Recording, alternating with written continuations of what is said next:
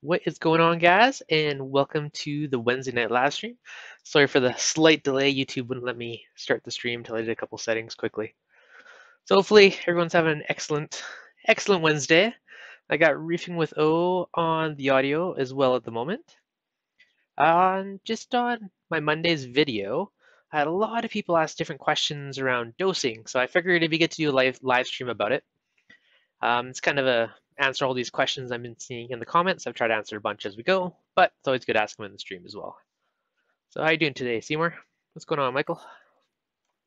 I am good. How are you? Excellent, thank you. Excellent. So just as we go, if you guys got any questions around dosing and different types, just be sure to ask them as we go. Just a couple common ones that I was getting quite a bit. This one came up a bunch of times, but a lot of people are asking if you can dose both parts at the same time or how long you should wait. So first of all, no, you most definitely do not want to dose at the exact same time. If you do, you will get precipitation where you get little crystals forming and then you're basically just wasting your solution. So as a general rule, you want to wait at least 10 or 15 minutes between dosing one supplement before you dose the next one. At least on my reef, I dose alkalinity throughout the nighttime, mainly because it has a bit of an advantage of it ups your pH. So I dose it at night when the main lights are off, when the pH is low, so we'll bump it back up, and I dose my calcium in the daytime. So I kind of alternate that way with it. And I found that's worked out really well in my tank. The other way, you could dose it every hour and then dose say your calcium on the half an hour, your alkalinity on the hour, something like that. But you definitely want to make sure you offset it so they're not precipitating out when you add them to the tank.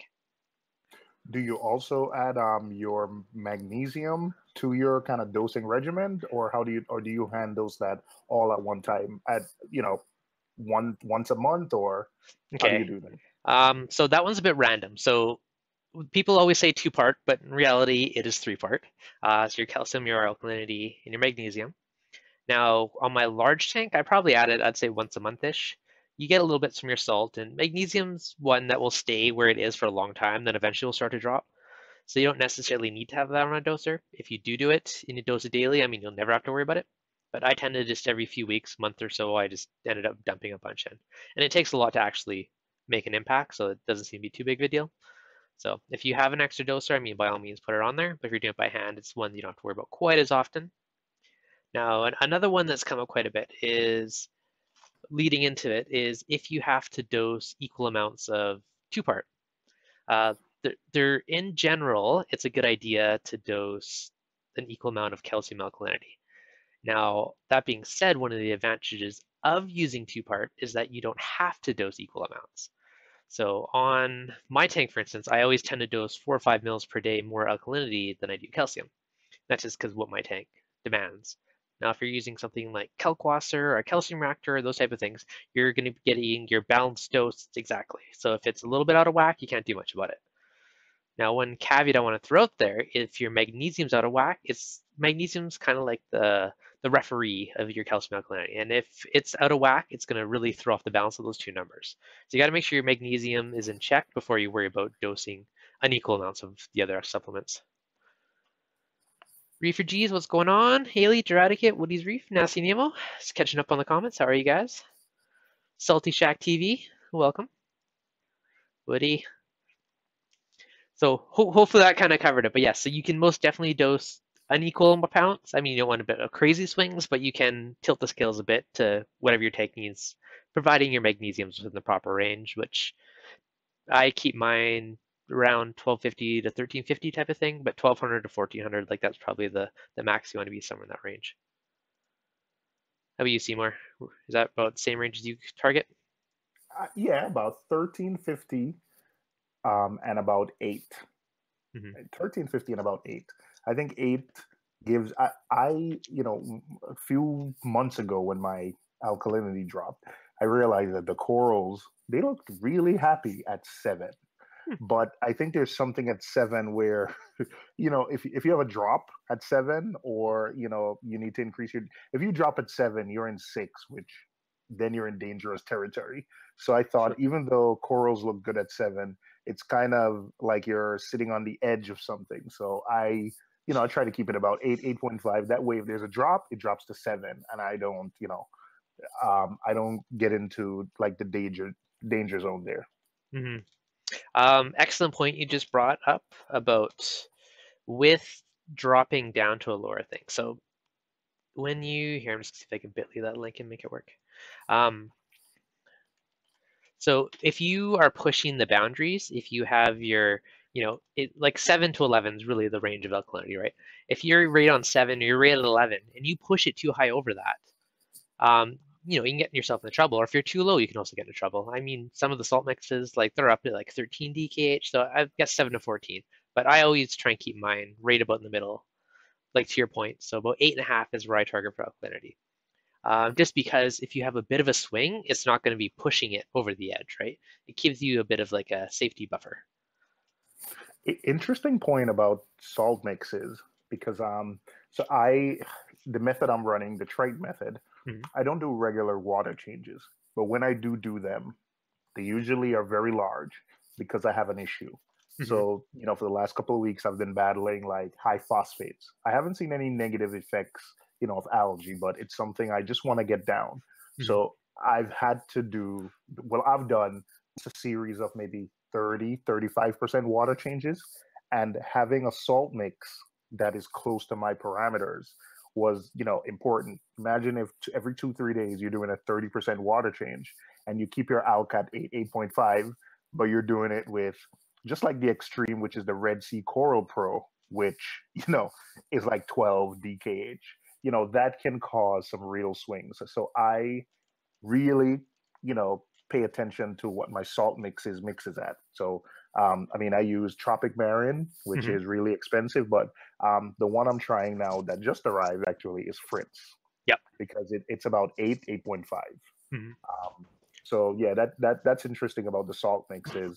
But if you have a tank and you have a softy tank, which is a easy to keep tank, you can have a salt mix that has higher, if you're doing small, maybe weekly or bi-weekly water changes, you can have a salt mix that mixes high to sort of, maintain your parameters. Yep. So with that, if you do have a pretty big swing, then that's definitely something to take into account, right? I've seen people in the past get into trouble. Oh, Mark, your mic's a little crackly. So I've seen people in the past where they've gotten themselves into trouble from doing a giant water change on their salt, and it does a huge spike in their levels because if they're keeping their tank at 8 and they're doing a water change with 13 DKH of alkalinity, then that's going to cause a huge spike and it can mess with stuff in your tank. So it's something you definitely got to consider or keep in mind for doing water changes and that type of stuff.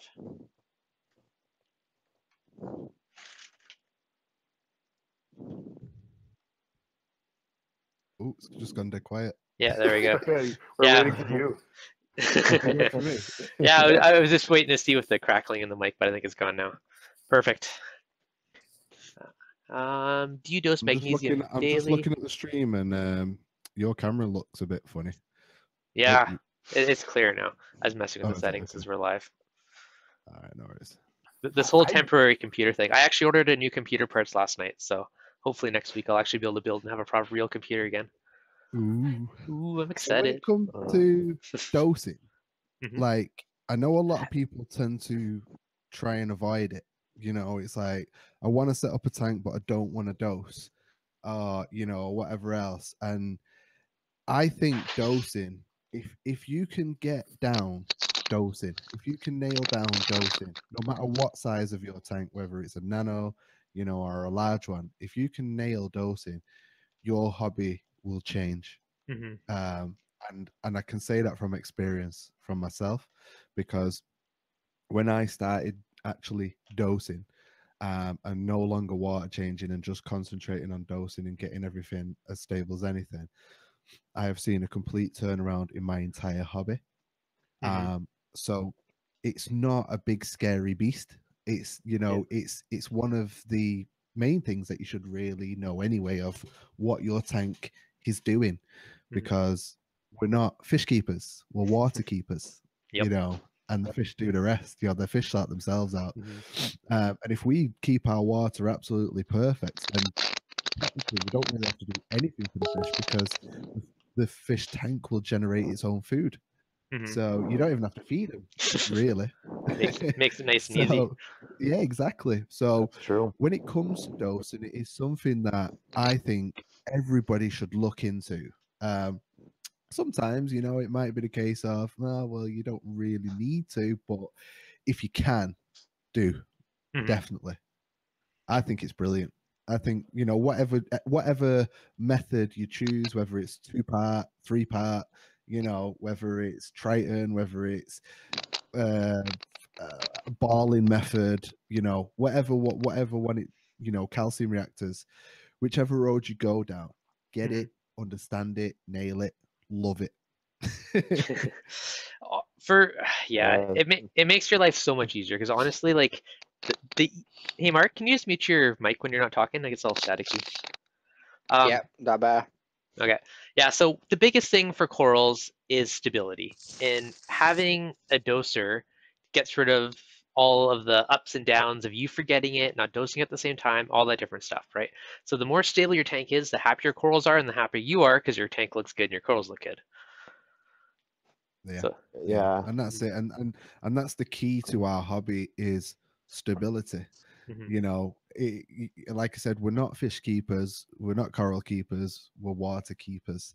And if you can get that water to be the same all of the time, you know, so that your corals can just do what they need to do, your fish can do what they need to do, wow, you know, watch your hobby change.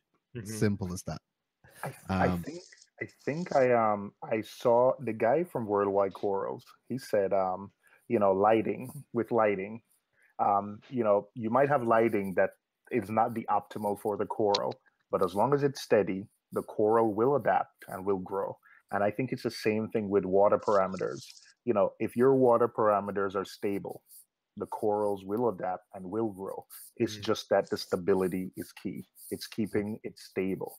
You know, if you have high phosphates one time and then, you know, you sort of bring them down and it keeps swinging up and down, or with your alkalinity keeps swinging up and down, that's when you sort of run into issues. But I think stability, if you're keeping it at 7 or 8 and you decide and you're keeping it stable, I think that's where, you know, that little magic happy place happen, you know, is.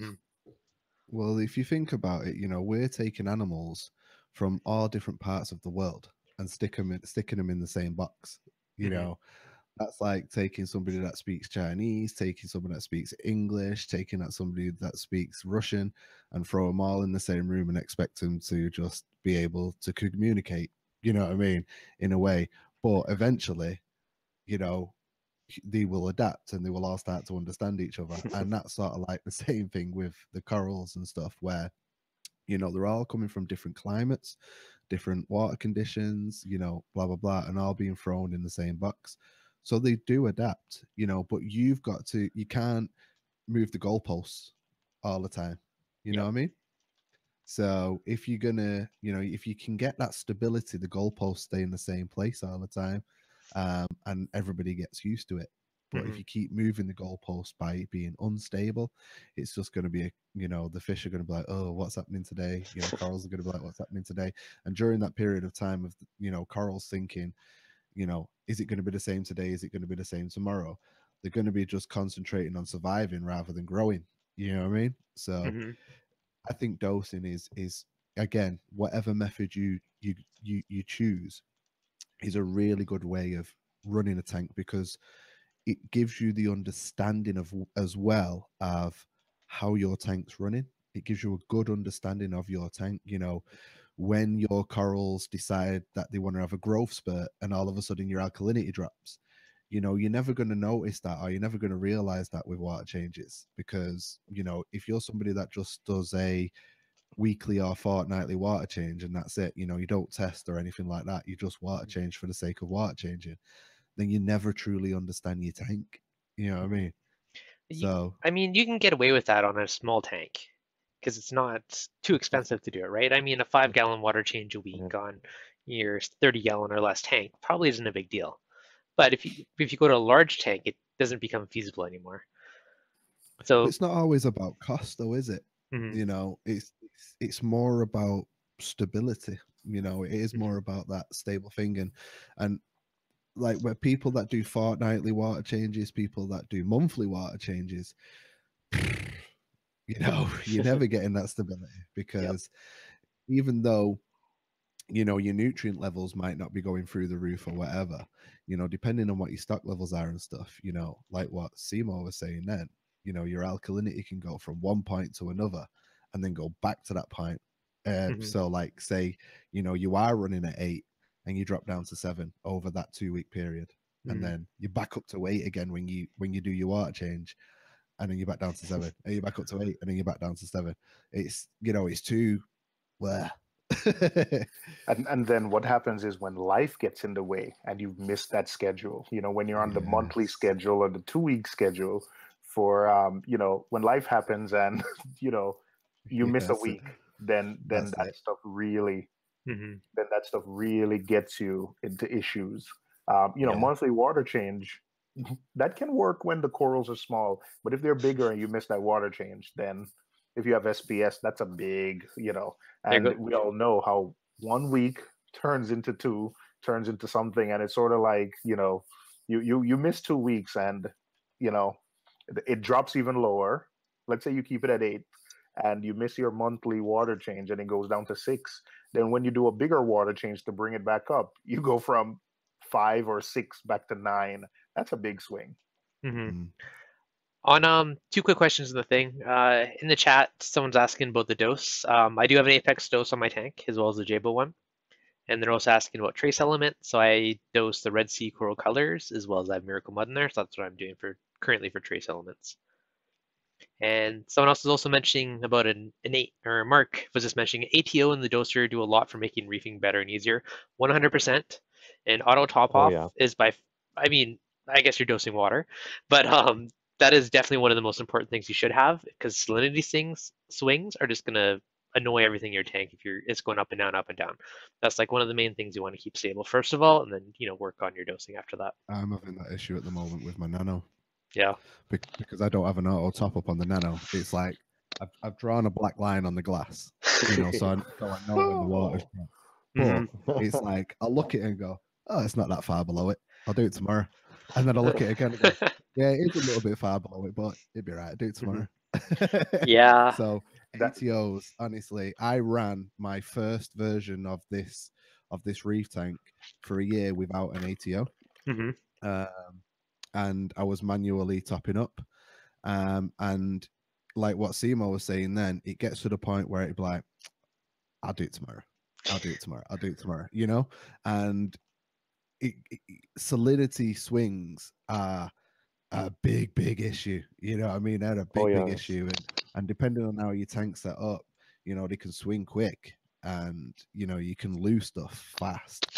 So it is one of those where an auto top up, because you can use an auto top up to help you dose. Yeah. So it's a 2-for-1. If you put some kalkwasser in there, especially if you get like I think it's Brightwell's Kalk +2. So not only are you doing your alkalinity and calcium, you're also doing your magnesium and your strontium, and that's all just from your auto top up. So wicked, you know what I mean? So yeah, auto top ups are on the list of must haves, and I essential. would put an auto top up. Oh yeah, auto top up gets bought before a skimmer does. You know what I mean? Yep. That is like how high up the list it is. That's what happened on my nano. It got purchased when the tank was on its way to me. I went out and started putting the ATO together, because I can't imagine doing jugs of water and topping it up every day. To me, ATO, I don't think I'll ever set up a tank in my life again without an ATO. Oh no, you have to have an ATO. When I bought my Somatic 90 sump, it came with the skimmer and the ATO all together. I bought it all one big package, and I'm telling you, I love that ATO. They are brilliant. They are really good. In the comments, so Dennis was asking, is kalkwasser better than 2-part? So they each have different advantages. Kalkwasser is an easy one to start out with. You can just put your tablespoon or 2 per gallon, whatever it works out to for your tank, in your top off. It automatically gets dosed as your ATO kicks on. Now, the couple tricky things there is throughout the year, if it's hotter or colder, the odds are your evaporation is going to change. and so which means your dosing is also going to change. So you do have to keep an eye on it through certain parts of the year. Now, a couple benefits of kalkwasser is one, it's just one powder you add, you mix it, and you're good till your next water change. Now, a downside to me is every time I do my ATO, I have to redo it, which isn't a big deal, but I like stuff I can set it and worry about it in like a month. Another potential benefit, it does do like a balanced 2-part, which for most people is good. If you need your tank requires a little more alkalinity than the other stuff, I mean, you get what you get. So that's kind of one downfall. You can't dose secondly. Where a 2-part, you can control how much you do of each. Now, the third and fourth, I guess, benefits with kalkwasser is one, it bumps up your pH. It helps precipitate out the CO2. They can also help precipitate out some of the metals in your water. So there definitely has a few big benefits there. Now, on my tank, like kalkwasser wouldn't be able to keep up with the demands of my tank. I'd have to dose on top of it, so I just do 100% dosing. Kalkwasser is also good for pH because it adjusts your pH, it ups your pH, but also at the same time, it obviously you got to be careful that you don't overdose it as well. And obviously, like a higher pH is going to give you a much better calcification rate, which means your corals are going to grow faster and better. So obviously, having that ultimate 8.3 pH, I mean, kalkwasser is going to help you achieve that. But definitely kalkwasser isn't something to just use willy-nilly. You know what I mean? It's not something to just go, I'll just throw in a couple of teaspoons and off I go.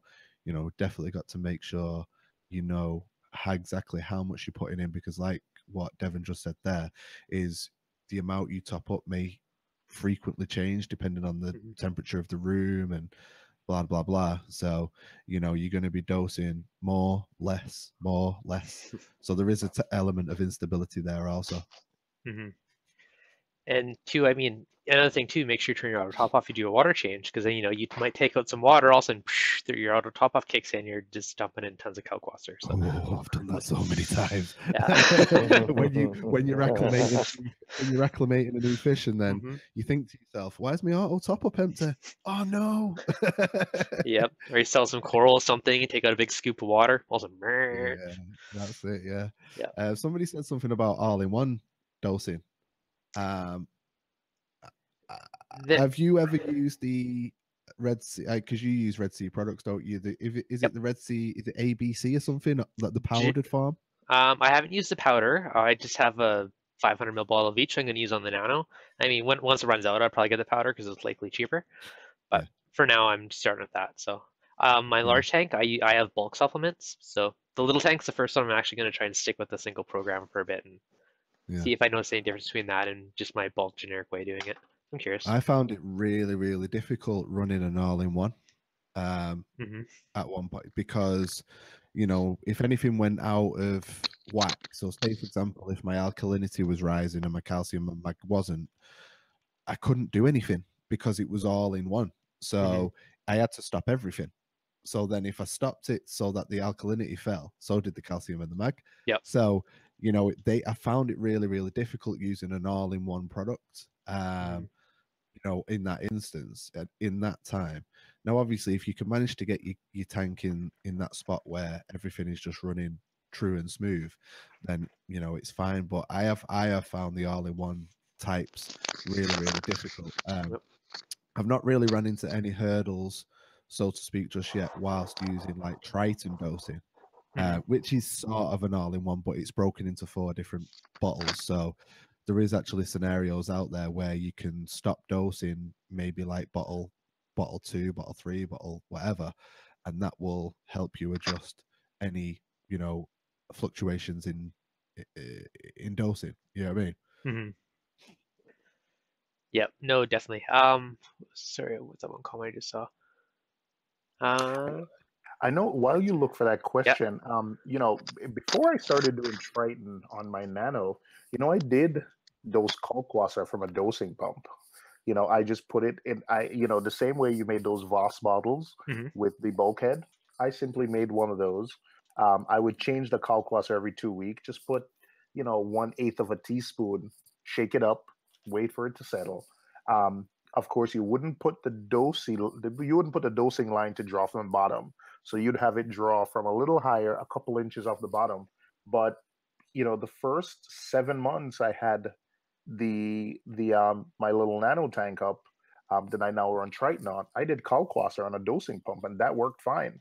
It took me a few weeks to kind of dial in, whether to use 1/6, 1/8 of a teaspoon, because on a nano you have to be really careful. But yeah, just turn on the dosing pump for 3 or 4 times a day. It was one of those BRS, 1.1 milliliters per minute. So I think I just turned it on for 5 or 6 minutes a day, spread out throughout the day, and that was fine. I've used, and I wasn't sure about potency, so I would, kind of change the kalkwasser every 2 weeks. But it absolutely worked for me. Yeah, no, if you on a smaller or not a highly packed reef, kalkwasser works awesome.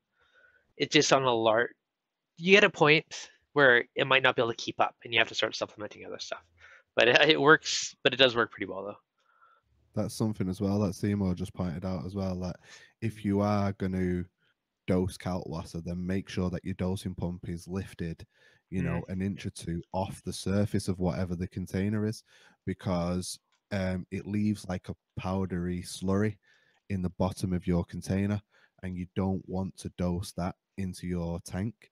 So, make sure that you lift the dosing pump up, put it on some sort of platform or something, bit of Tupperware or whatever, some way of lifting it up higher than the floor of your dosing container, so that it doesn't suck up that powdery slurry. And then when you come to, do your next auto top up barrel, fill it up, give it a swill out, give it a clean out, get rid of all that powder, and start again. So just be dead careful with that. Yeah, no, awesome point. And Kalk, one actually other downfall that you just brought that up, it can be hard on equipment, so it can be hard for your pumps to suck that up, and because it can calcify and create extra stuff in your pump. So you will have to clean your auto top up pump every couple months or more frequently if you're dosing Kalk. Yes, I had that BRS tube, the BRS dosing pump. That tube, you can usually go a couple of years before replacing that. Just a few months. It was a new pump, new tube. So, that pump, when I was using that pump for another purpose, the tube was so worn that it wouldn't, this is a peristaltic pump that should hold liquid in the pump when it's not dosing. That tube was no longer doing that. So I had to replace that tube. So so just backing up your point that it is hard on equipment, that, a BRS dosing pump, before a year was up, I had to replace the dosing tube. No, that's good to know. You're using the BRS doser to dose your Kalk? Yes, through the Voss bottle.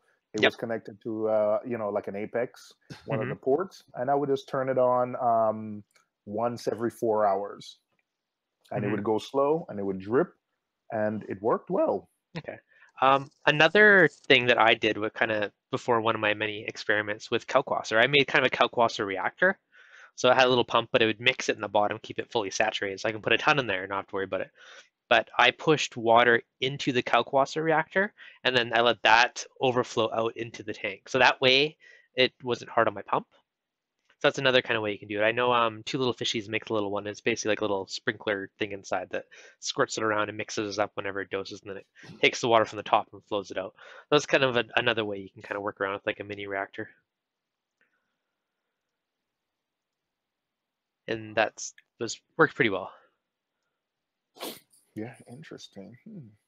Yes, you guys are giving me some ideas here. More projects. Yeah, more stuff to try. Before we move off our kalkwasser, I don't know did we speak about the fact that once you've mixed it and it's settled, don't go in there and stir it up again. That even that little crust that forms on top, it sort of protects it, because the more it gets exposed to air, the potency goes down. So it's not that, you don't need a container to be 100% sealed. Just covered is fine. But once the kalkwasser is mixed and you've left it like overnight for it to settle, you don't want to go in there and mix it anymore. You don't want to go in there and mess with it, mix it anymore. Just leave it, because as it gets exposed to air and carbon dioxide, the potency goes down. So, but 1 sec, Mark, you're cut off, buddy. You got to mute yourself if you're not talking, because it's super clicky on your end. Dennis is asking, do I make and sell stuff made for my 3D printer?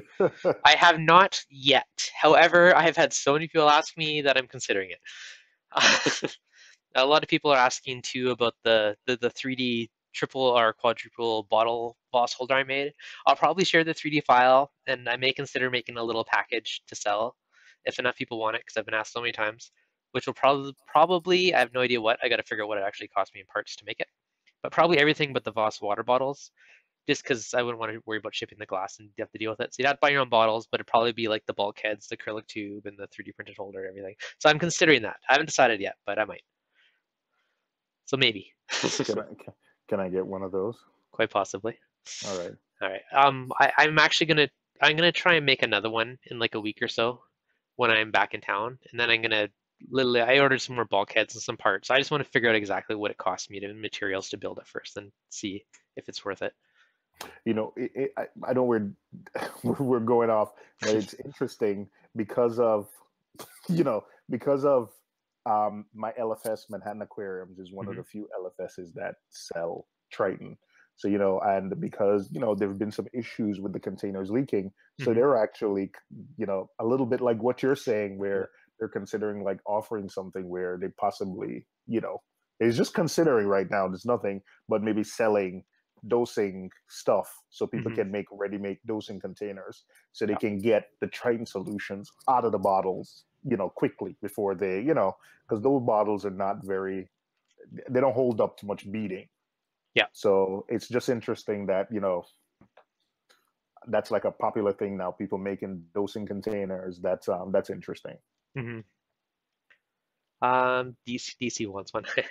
Okay, just to throw this out there, if I do it, it can either be 4 small ones or 3 big ones, because that's the extent that will fit on my print bed. So 3 bottles can be big ones, 4 ones if it's small.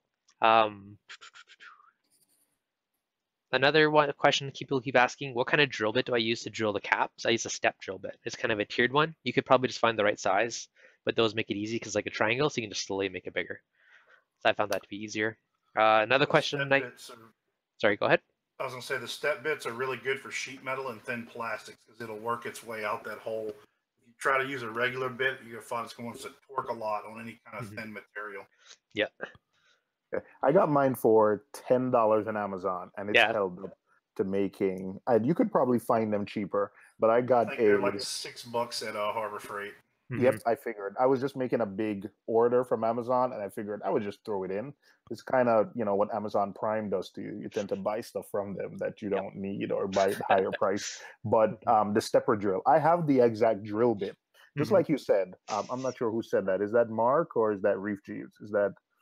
but yeah, Jeeves. Hi, Jeeves. But I have the exact size drill bit, and the stepper drill just works better. It's just easier. I use a stepper drill bit as well. So handy. Straight 16 mil. I think it was 16 mil. Boom, done. Yeah, 2 other questions that come up a lot are the glass or plastic bottles. I prefer the glass ones. They're cleaner. You don't have to worry about scratching them. You don't have to worry about anything leaching over time, and they just look classy. If you're setting them on the ground, they're heavier, so they're not going to fall over as easy as a plastic one would. Those are.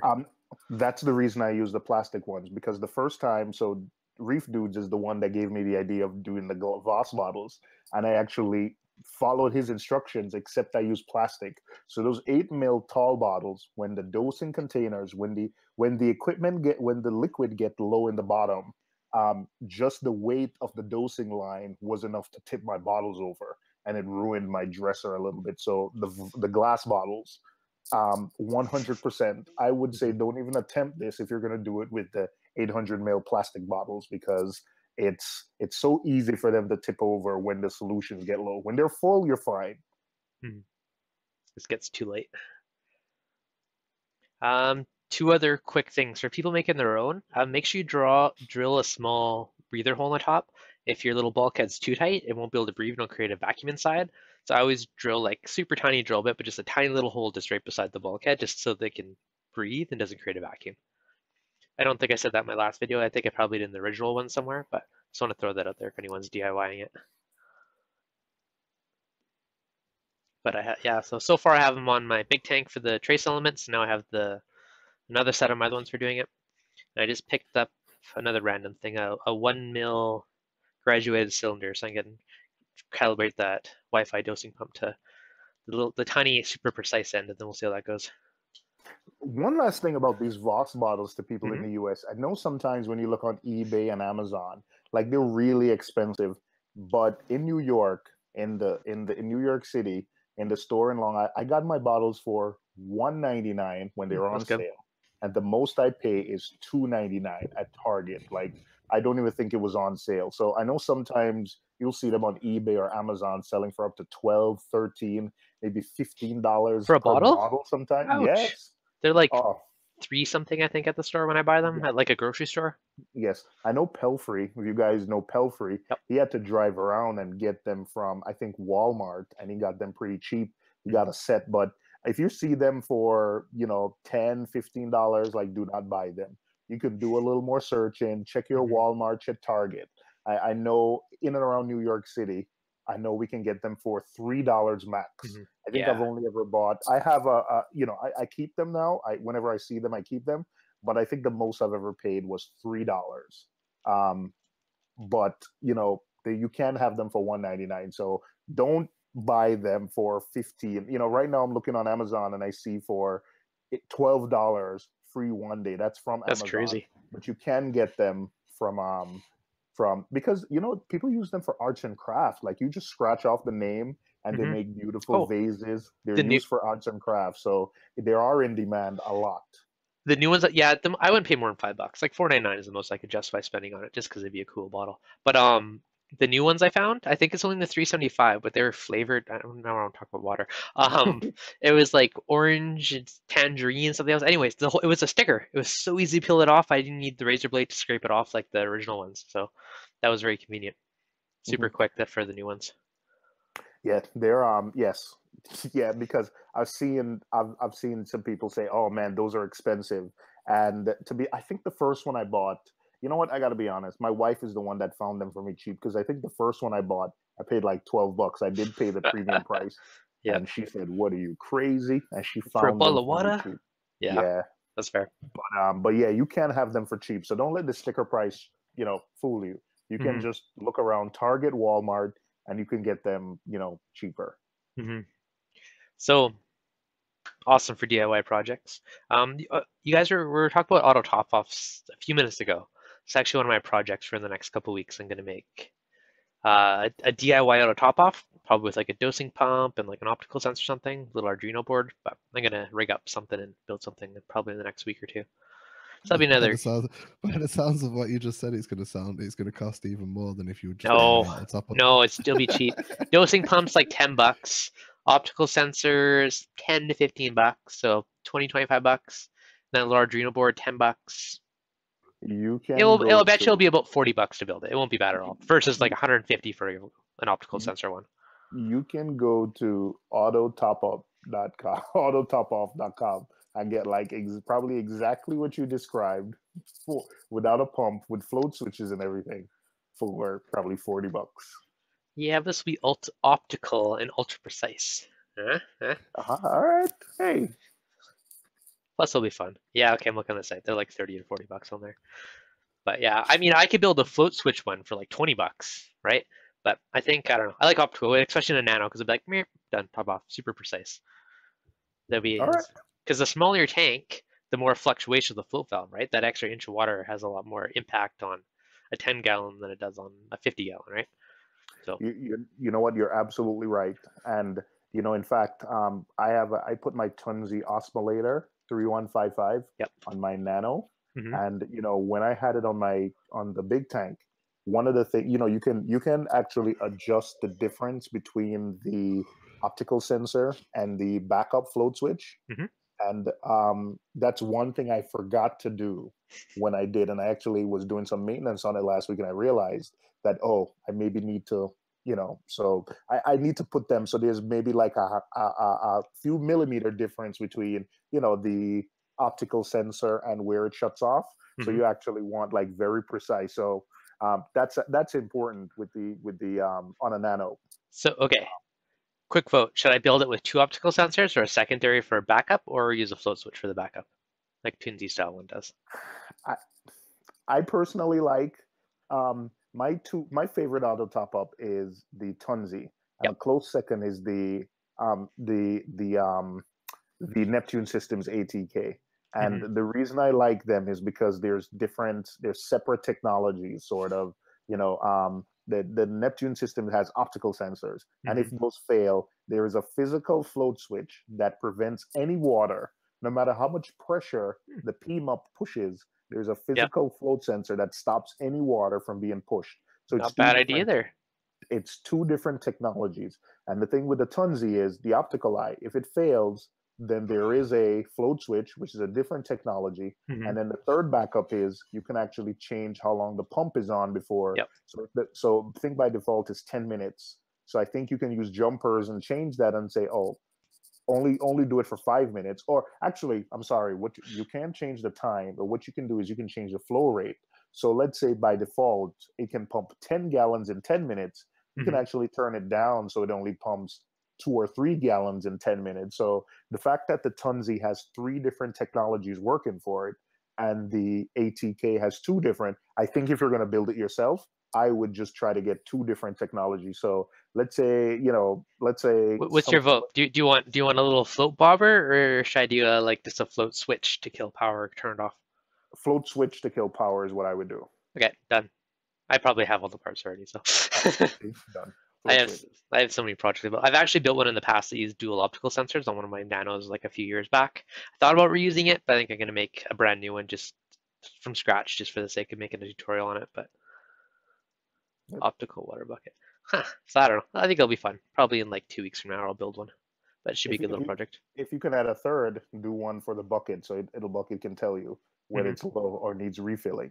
Because mine is in a corner somewhere. I would love to sort of get a notification that says, "Hey, this thing is empty." So if you're, if I'm giving you, suggestions based on, maybe I'll use your design. So I had a cool idea actually. I was thinking if I put like a little LED strip you can put on the back of your stand or somewhere, make the wall like light up red behind the tank or something like that. Would be a cool way to have a visual cue. Know when it's pumping?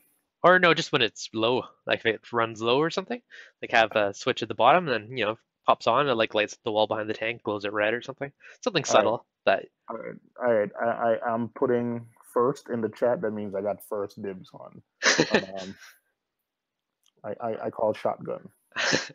Okay. We'll go with this. But the first one's going on my tank. Then maybe I'll put it for free if whoever wants to make their own. But if they want one made, then we'll see. All right. People, I get asked all the time, but I'm always debating. Like, is it really worth how much like hours of building it to? I don't know. We'll see. Well, I'll tell you, Dev. Yep. Now is the time to do it, because somebody with a family, 2 kids, I wouldn't do it, and I think now's the time for you to do it. Yeah. And then later on, a few years from now, you have kids, you won't have the time to do it. So at least you can say you did it now. My experimenting days are finished because it's a time versus cost thing. I'd rather just pay to do it. But if I was, before I had a family, absolutely, these DIY projects, that would be my hobby. So I would do it if I was in your. And this is also me being selfish because I want you to do it so I can get one. So. Brilliant idea. I might make 2 and just give away 1. Oh man. I don't have good luck with the wheel. Yep. So SoCal. Steve, you said you're in SoCal. Where in California are you? Because I'm going to be there in 30 hours from now. Just out of curiosity. So I am away for the next week, but I'll be back next Tuesday. So I should hopefully be able to be back in time for the live stream as long as the flights all make it. On the dosing side of things, calcium reactors are one that we haven't really talked about yet. Can I just ask you a quick question on the dosing side of things? Ask away. The way you dose. Now, for your big tank, you don't use branded products, do you? Nope. Can you tell us a little bit about what you do, the things that you use to dose your tank, because you don't use branded stuff? Okay. So magnesium is branded. I do buy that.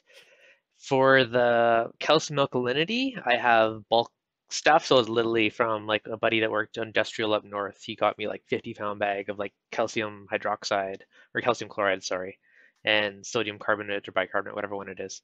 So I think I might have both. So I literally have like a 5-gallon bucket plus of each one of these raw chemicals. Now, they're not 100% pure. Like they're probably like 90 something. So I get the odd little bit of something in it. So I mix it on my DIY, whatever you call it, magnetic stir. So I mix it on there, and the little magnet picks up the odd little particle. I do that, and I just run it through like a little brine strip strainer when I pour my jug, so it just filters out anything that's not 100% dissolved and pure. But I've been using that. It's more or less because it was free, and I have probably a supply for the next like 5 years, so it's been hard to justify it.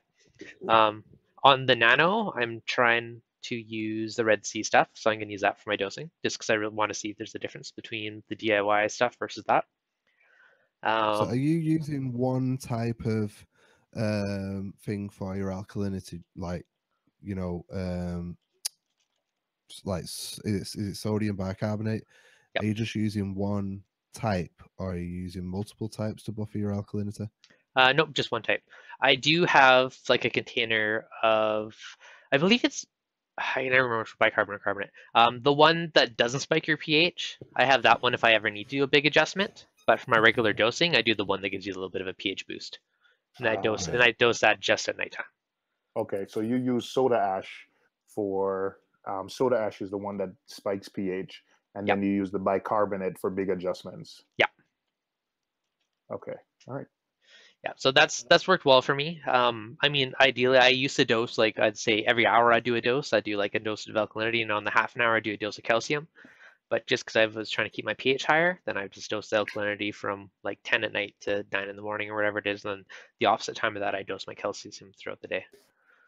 So that sort of like goes back to what we were saying earlier on, like, you know, you're talking about how you dose and when you dose. What is the reason why you spread those doses out so much? Why don't you just throw it all in all at once? So if you throw, I am a huge believer that stability. Just to let everybody know, I know what the answer is. I'm just throwing the question out. That's fair. Okay, so for me, it's stability is key, right? If I dose it all at once, maybe my alk goes from 8.5 to 9, right? All at one time, and it just goes and slowly slinks back down. Or if you dose it every 15 minutes, you give it a tiny dose, it just keeps it stable. So it keeps it more stable than having swings in your tank. And stability is by far the key to keeping corals happy. So that's like taking it to the next level of stability, then, isn't it? Like, because obviously, like we were saying earlier on about water changes and dosing and stuff, we said that stability is key. Getting that stable, constant level of whatever it is, and even with dosing, there's a level that you can notch it up to again. It's not just, so say for example, if you're dosing 10 milliliters of alkalinity and 10 milliliters of calcium, and the same for mag, for example, if you just throw that in one go in the day, then yeah, fair enough. You're stable over the days, each and every day, you're stable.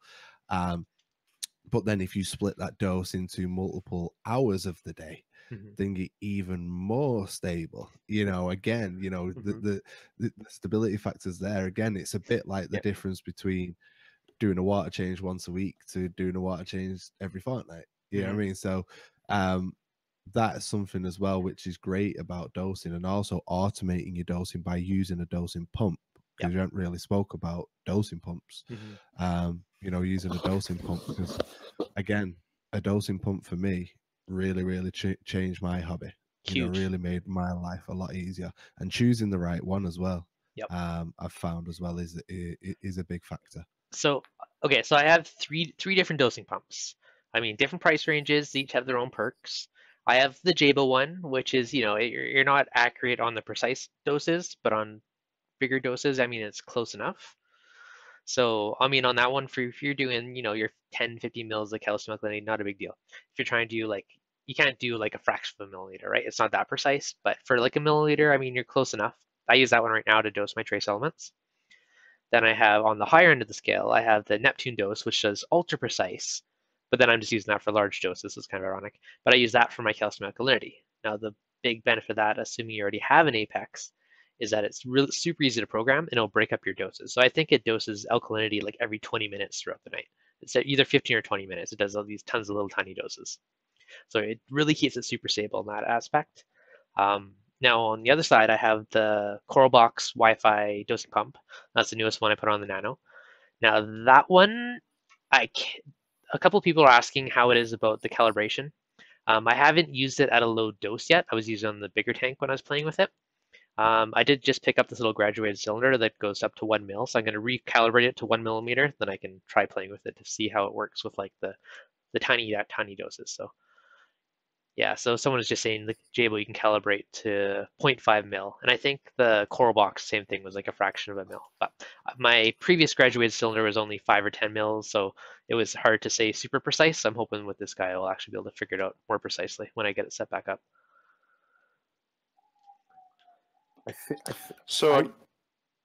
Go ahead. I got a quick question on dosing pumps. Is there any max head height to a dosing pump? Probably, but they can go pretty high.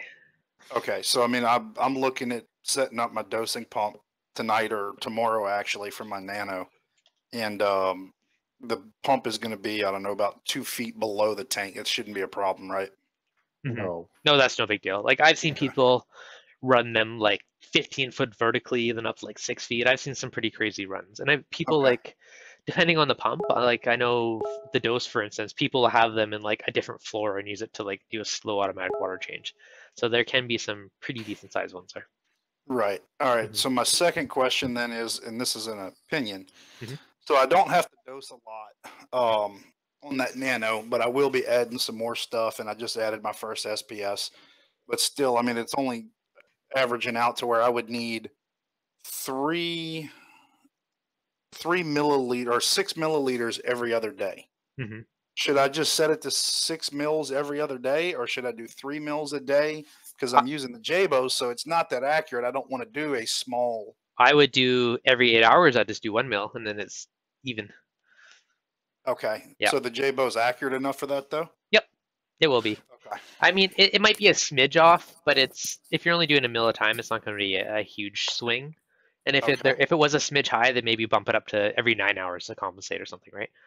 Okay. So it's just one of those things where you got to do it. You wait your 24 hours or whatever your period is, test again, and see if it's right where you think it is, you're golden. If it's a little high, maybe span it out a little bit more, or if it's a little low, maybe you got to bump it up a little more. Right. But it's what here. I was going to say, here's my experience with those. Here's how I use a Coral Box doser, and when I was using it for Triton, when I was using it for 2-part, it was fine. 2-part, it's fine, because I think 2-part requires like me mixing chemicals myself, and I think getting some air bubbles in the line or being off, like a milliliter here or there every 2 days. It's not a big deal, because that doesn't even account for the human error of me adding too much or too little water when I'm mixing 2-part. But for Triton, where the solutions are so concentrated, I think a mil here or there kind of made a difference. So what I did with Triton is, and Nick Chan actually gave me this, I diluted the solutions. So you can dilute by 50%. So you dilute the solution, half RDI water. So, I was dosing more. So I diluted the chemicals to such a way where I didn't have to dose more than 2 mils or 3 mils at a time, which, over the time when I calibrated the Coral Box doser, I found that was, when you try to go under that, that's when you would get minor variation. So I would just dilute my Triton chemicals. So like Reef Jeeves was saying, he needed to dose, like 2 mils a day. I would dilute the solution. So I was dosing. I didn't want to do 1 mil at a time. I would just dilute it by 50%. So I was dosing 2 mils every 8 hours. That's how I kind of counteracted that. And I'm still doing that on the Nano now, because I'm still using the Coral Box doser. And it's been working like that for, I think, 6 or 7 months now, working perfectly. Nice. No, it's a great way to do it. If it makes up for that little bit of potential inaccuracy. But when you're using like the dose, I mean, I've used a dose in the past. I still have 1 unit here, and I'm using the GHL. But when you have those higher, are you using the dose? I know I am not. We will talk later.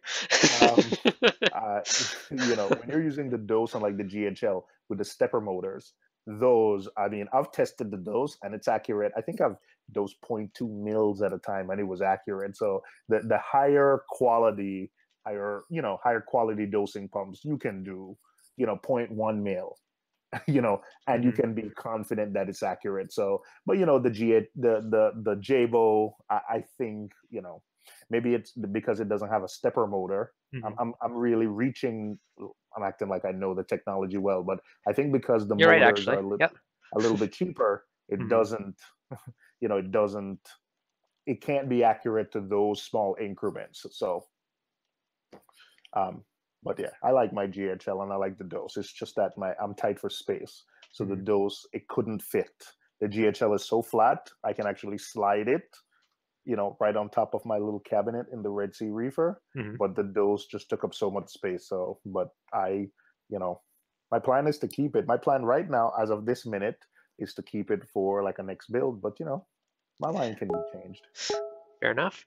I like how you think. So on that, with someone's asking about NOPOX. So Red Sea NOPOX, that's basically carbon dosing. You can do something similar with like vodka or vinegar dosing or NOPOX, the same thing. They're all a different method of carbon dosing. Now on those, with carbon dosing, you need to be pretty precise. So that's one where on a cheaper doser, if you're doing like fractions of a milliliter, that's one where you might want to potentially dilute it or make sure your doser is accurate enough. Because I know with carbon dosing, you'll start at like half a mil and you go to 1 and like 1.3. Like it's very, very precise. So with that, you definitely want to make sure your doser is fairly precise in order to try it. I just saw that question come up in the comments. I have not used NOPOX. I have some. I may try it on the Nano if nitrates are an issue. I honestly haven't tested them yet. So once I get to that point, we'll see. Once I'm going to do all the dosing, get that dialed in once I'm back next week. I didn't want to set up anything right before I go to town for a few days. Okay, yes. My innovative marine tanks, honestly, I put, you can peel the trim off of it. So I peeled the trim off of it. I peeled the trim. Oh, you did the Shadow? And that nutrients are low.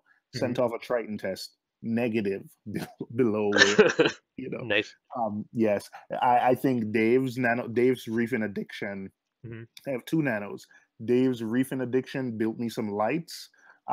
Those are keeping nutrients low. And on the other tank, I bought one of the innovative marine lights. I think Marine Depot had a video on, and those nutrients are 0 across the board with those 2 lights. So not saying don't use NOPOX. I've used NOPOX and it's worked for me. I've used NOPOX vinegar vodka. It's all worked for me. But I think there might be other things you can do instead of NOPOX. Yep. No, for sure. I don't know if I'm gonna use it yet. I might try it just to try it for a little bit, but yeah, no, Refugium is definitely the more safer, easier, natural way. I've decided to stay away from carbon dosing entirely. Yeah, the one time I tried it, I think I went a little too fast. One, you get that kind of like a milky bacteria substance in your tank. I had that for a little bit, and then the biggest thing for me is my yellow Tang had some weird kind of like orange spotty patches on him. Only fish seemed affected. He was acting fine, but he had these weird kind of orange patches. And I read online other people had issue from dosing too much carbon dosing, so either I upped it too quick, but anyways, I quit dosing, that all went away, so I just haven't done it since. If you're carbon dosing, you go ahead, Michael. You don't truly know what you're doing when it comes to carbon dosing. You can't truly do carbon dosing correctly because of the ratio. Obviously it's all based on the Redfield ratio of carbon, nitrates and phosphates.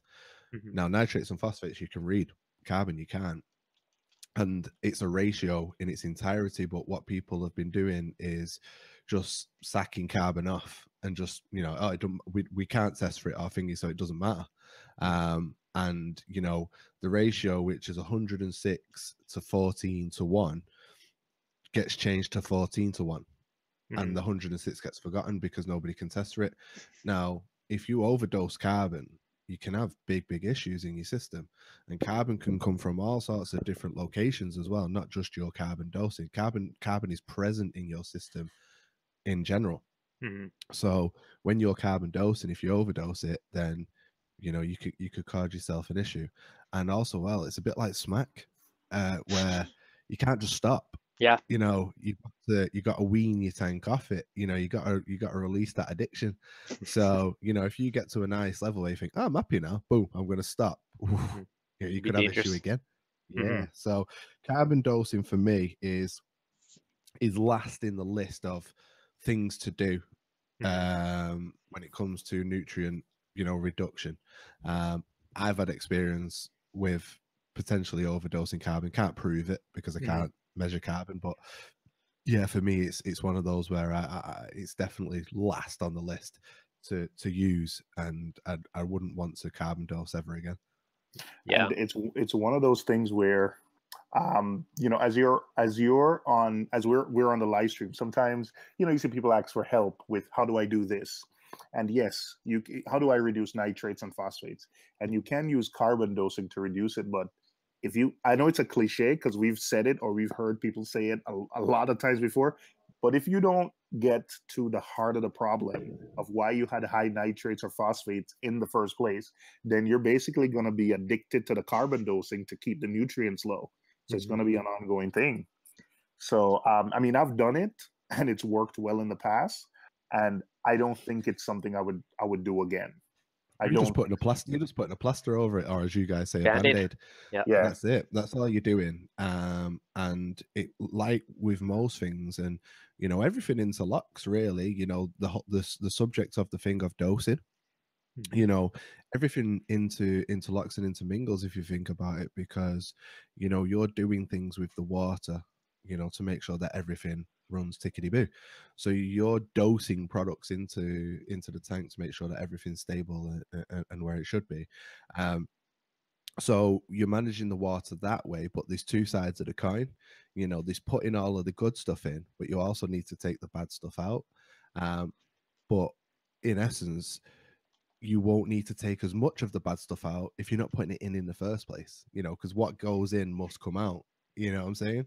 So, you know, get to that source, find out the reasons why your nutrient levels are high, and then sort it out there rather than saying, oh, my nutrient levels are high, let's put a plaster over it or a Band-Aid over it. You know what I mean? Yep. Oh, and sorry, I'm like, sorry if I sound a bit monotone or whatever, but I'm a bit poorly, a bit sick today. So that's why. No problem. It's a Marmite. Is it Marmite? Bovril. Sorry. Marmite. What is it? Nasty, but it works. Oil of oregano. That stuff cures anything. What is it? Oil of oregano. Oil of oregano. Oh, yeah. It's like you dose that stuff to yourself. But yeah, it tastes nasty, but it works. It kills like anything. Stuff's great. I cringe when I do it, but I do if I get sick, and it gets rid of it. It works. Just eating egg butty instead. Yep. So a little self-dosing. But there you go. That's something as well that is very relevant. The way that we run our own bodies. You know, if we look at the way that we run our bodies and the way we look after our bodies, incorporate that into your reef tank, because, you know, running your reef tank, you know, it's just like running yourself. You know, you've got to keep yourself hydrated. You've got to give yourself the right vitamins. You've got to give yourself the right nutrients and everything that you need to keep your body, you know, chugging along every day. Exactly the same thing for your tank. You know, all of the things that you know that you need to do for yourself, all the things to keep yourself happy. Just think about all of the things that you need to do to keep your, you know, your body, your tank happy. Like, say, for example, feeding. You know, we know ourselves that we need to eat, you know, throughout the day. Having one big meal at the beginning of the day and then not eating for the rest of the day is not good for us. And vice versa, you know, eating at the end of the day or whatever, it's not good for us. So we've got to eat throughout the day. That's like dosing. You know, we're dosing our bodies with food, and you're dosing your tank with all of the things to keep it running. You know, as we move, as we walk, as we breathe, as our brains work, it's constantly consuming the nutrients that we're putting into our bodies. So we need to keep putting those back. Exactly the same for the water parameters. Every day, every minute, your corals and even just waste in the tank, you know, acidic waste is breaking down your alkalinity. You know, your corals aren't the only things that are ingesting the alkalinity. You know, all of the different things in your tank, fish wee, you know, the stuff that's being produced out of the gills, you know, the ammonia that's being produced out of the gills is all working on your alkalinity to bring it down. Everything's trying to make your tank acidic. So yeah.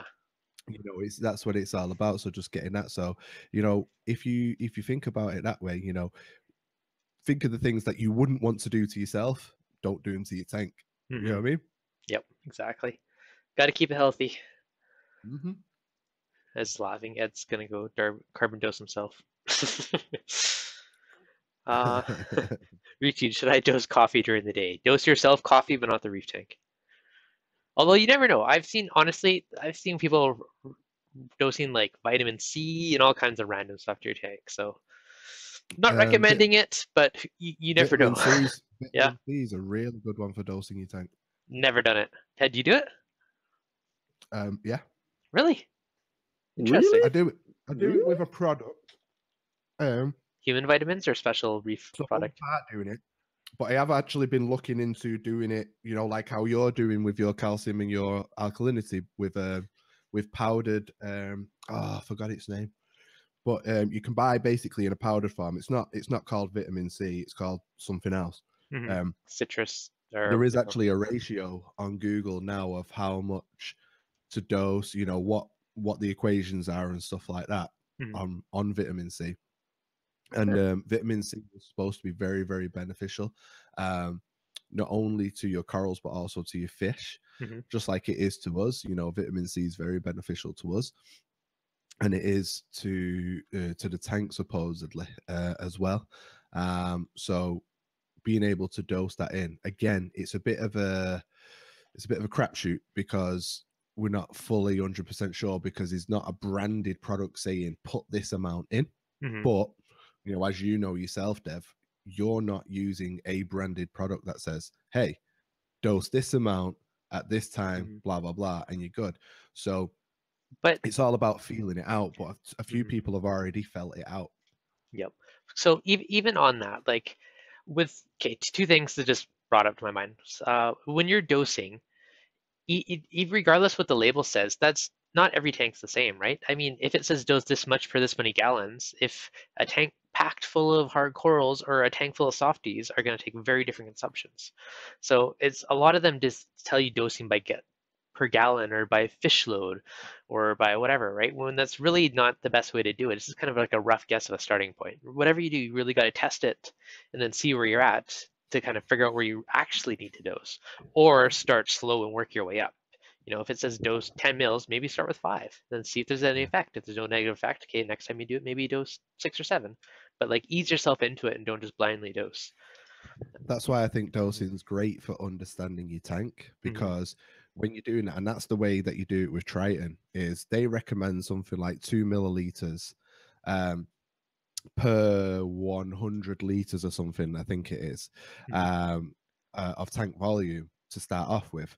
So what you do is you monitor your alkalinity. So when you start dosing those 2 milliliters, you see what happens to your alkalinity. Does it go up? Does it go down? If it starts to go up, then you know that is too much. You know, you're dosing too much. So then you reduce that dose to, you know, 1 milliliter, 1.5 milliliters, or even less, until you get to that sweet spot where your alkalinity bases out and it stays the same. And then you know your dose. But that isn't it. That's not the end. That's not it, because you know, you add a new coral, or your corals, you know, all of a sudden kick into overdrive and they start consuming more. You've got to keep watching it and keep, you know, checking on it. But rather than every other day at the beginning, you know, you maybe get away with weekly. But it gives you that knowledge and understanding of how your tank works and how your tank ticks. And, you know, eventually you'll be able to see that when a certain coral is, you know, a bit shorter or a bit stubbier or not as open as it normally is, you can instantly know that, wait, something's not right here. You know, I need to, you know, check X, Y, and Z or whatever, because you understand your tank a little better, where, you know, like when you've been at a low alkalinity, or you've been at a low calcium, or you know, something's not been right. That's how your corals looked. And then you're like, oh, wait, the corals look this way. Maybe something's a little bit off. Check again. Boom. So you know, understanding your system is the best thing ever, and you come to learn that over time. But definitely test, and if you can, you know, implement dosing, because it'll give you that stronger bond and that stronger connection to your system. The other thing, test. Try and test at the same time every single time you do test, right? If you test at noon, try and test at noon the next day, because that way, when you set up your dosing or whatever else, you know how much is being consumed in that 24-hour period, right? Especially if you're doing automated dosing. If you test, you know, at noon, the next day test at 5, you know, there's 24 hours versus 26 hours or whatever it is, right? There's a different time frame in there. So you want to try and keep it consistent so you know exactly 24 hours. And then you know, can calculate what your tank's using in a day. And then you know whether you need to dose more or less. So that time thing's very important. Yeah, because your corals will consume at different times of the day as well. You know, like they may heavily consume, you know, like how we would, you know, we don't really eat or whatever at night, you know, whatever. Whereas, you know, corals themselves also, they don't constantly, continuously, you know, feed. Like I saw somebody recently saying about they don't dose over 24 hours, they dose over 8 to 10 hours, because dosing throughout the night is non-productive in essence, because the corals aren't consuming. But it is good to do because obviously it helps, you know, helps balance everything and keep your pH at a nice level and stuff.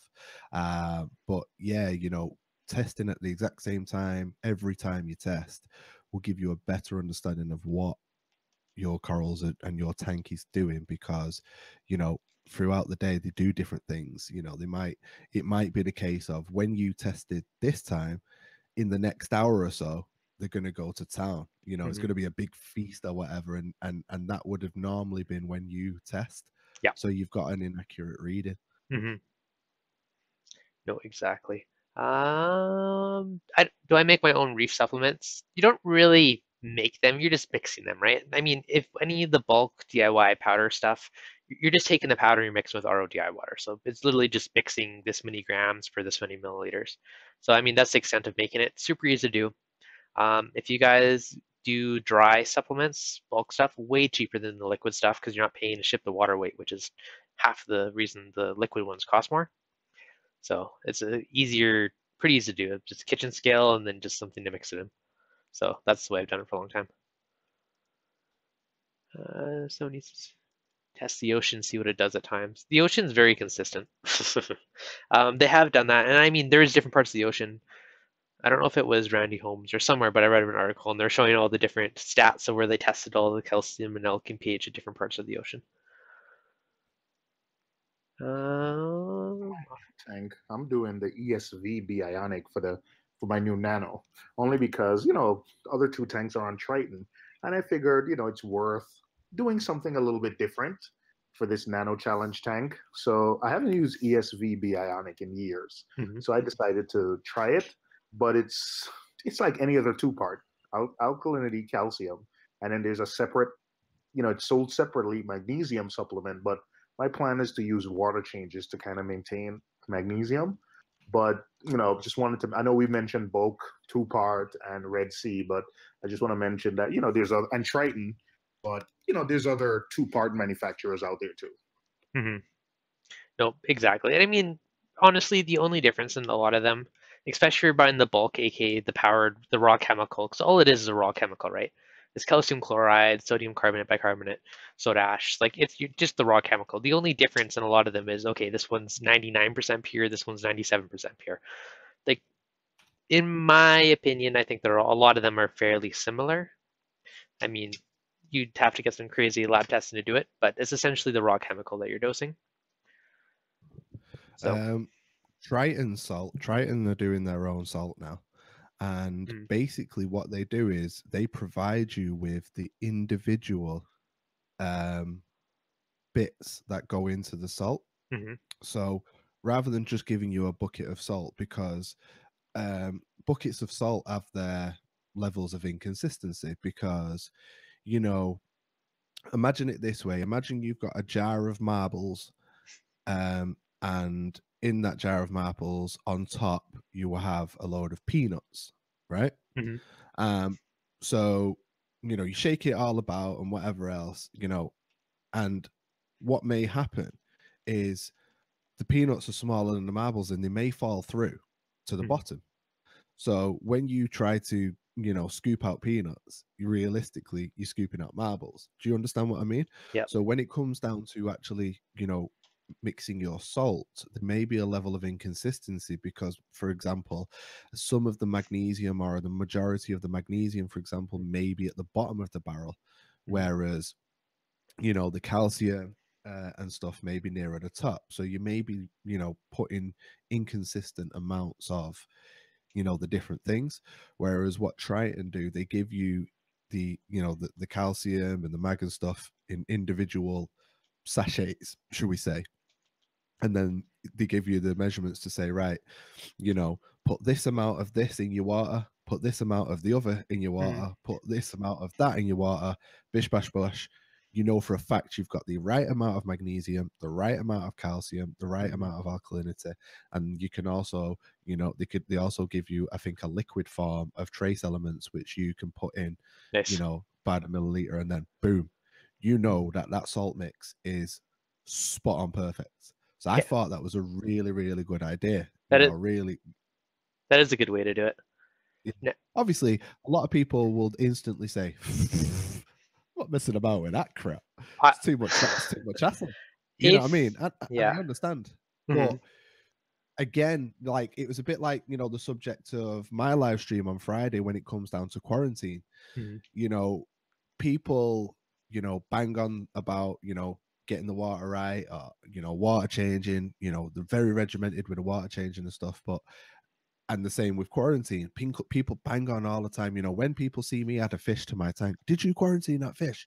Can't believe you didn't quarantine that fish, or whatever. And it's like, I didn't, the local fish shop did, but, you know, whatever. But then it's the case of, well, did you quarantine your corals? Did you quarantine your live rock? And like, no. Well, there you go. So it's a bit, you know, it's one of those where people are very, you know, they want one thing and they're like, yeah. But then when it's like, but you're going to have to do a couple of more steps to, you know, to achieve something exactly what you want. And it's like, can't be bothered with that. Rookie was just complimenting your analogies. You do got some good ones. I do have good analogies. You do. You have really analogies. You have really good analogies. Okay. I think the food analogy is the best one so far. Oh, it's great. Okay. Finn Time was saying 77 watching, only 46 like buttons. If you guys like it, hit that like button. And if you're not done so, subscribe. And smash that bell, because the bell really is the new subscribe button. It's true. Shameless plugs out there. That's all about, isn't it? It's true. Very true. I always lost that. I had so many good ideas as you're talking about. I want to interrupt. Now they're like, gone. Okay, so Pete in the chat was saying he's worried about his pH being too high. First thing, make sure if you're using a probe or whatever you're testing your probe, make sure it's actually calibrated, because they do drift over time, like every 3 or 4 months. I mean, ideally you should be recalibrating it, or at least every 6 months. So first of all, make sure your probe is actually reading right. pH of 8.5 is a bit up there. Generally, I would shoot for more 8.3, 8.4, starting up there. 8.5 seems a bit high to me. Mine's never been that high, but I'd consider that a little on the high side of things. You're asked a couple ways to lower it. One, if you close up a window, because I suck in outside air to raise my pH. So if you have too much fresh air going, that can do it. I mean, if there's more people breathing in the room, you're putting more carbon dioxide into the air, that would lower your pH. If you have a calcium reactor, that's putting carbon dioxide into your water, which again will lower your pH. If you have a refugium, you can either use a weaker light, or you can run it for less hours. That will help lower your pH, because normally this is stuff people do, the opposite to raise it. If you're dosing alkalinity, dose in the daytime, not at nighttime. And you do a couple other ones you can do with that to lower it. If you're using kalkwasser, that's really going to up your pH. So maybe look at using like a 2-part or something else instead. So a couple of different shotgun blanket approaches for there. So hopefully some of those help you. You can dose white vinegar Some as well. shameless plugs for the 4 Reefer show. Oh, you guys better be watching the 4 Reefer show. If you guys haven't seen it, it's Mr. Michael from Miriam's Aquarium. We got CJ from CJ's, Inappropriate Reefer, and myself. And the last episode was up last weekend on CJ's channel, so make sure you check it out. And the next episode, the next week or two, will be on my channel. So make sure you're subscribed to the 4 of us to keep up on those, because it will be good. Can you hear me? Can your pH be too high? Hello? Generally, people have issues getting their pH turned up, getting it high. Most people on the low. Hello? There's Yeah, we hear probably you. issues too high, hear but to you. be honest, I've never actually dealt with any of those. Hey, Devin, can you hear us? pH. Yes, I don't can't think 100% see on that one. What? Now, for whatever reason, in the Hangouts, I cannot hear you guys. I can see the levels moving though. I was wondering what was going on then. I'm yeah, thinking, me too. I was Yep, checking I'm going to microphone, rejoin my own Hangouts. So give me one sec, guys. And hopefully this fixes it. I don't know why. I've had a few things in the past where I've seen where Chrome likes to kill its own volume. I Should we wonder. just start swearing for fun until he can hear us? Nope, still nothing. I want to do some. Can you hear? Okay, one more quick sec. As for the other sides of dosing, calcium reactor, definitely that will lower your pH. That was one of the ones where it's been my lowest, was when I used the calcium reactor. So the other side of the question, a lot of people are asking too, is how to raise your pH back up. Now, for that, by far, hands down, the biggest thing is drawing in outside air. So I have a tiny little, like a RODI line, basically going from outside that pulls in through my skimmer. And that has made a huge jump in raising my pH. So if you live somewhere in a fairly warm climate, opening a window and letting that air in is like one big one that makes it nice and easy to raise it up. And maybe 2 secs, just quickly trying the Hangout window again.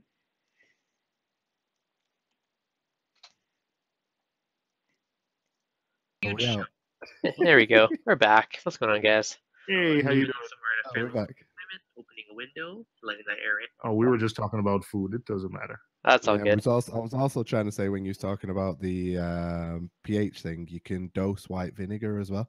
Ah, forgot about that. Good call.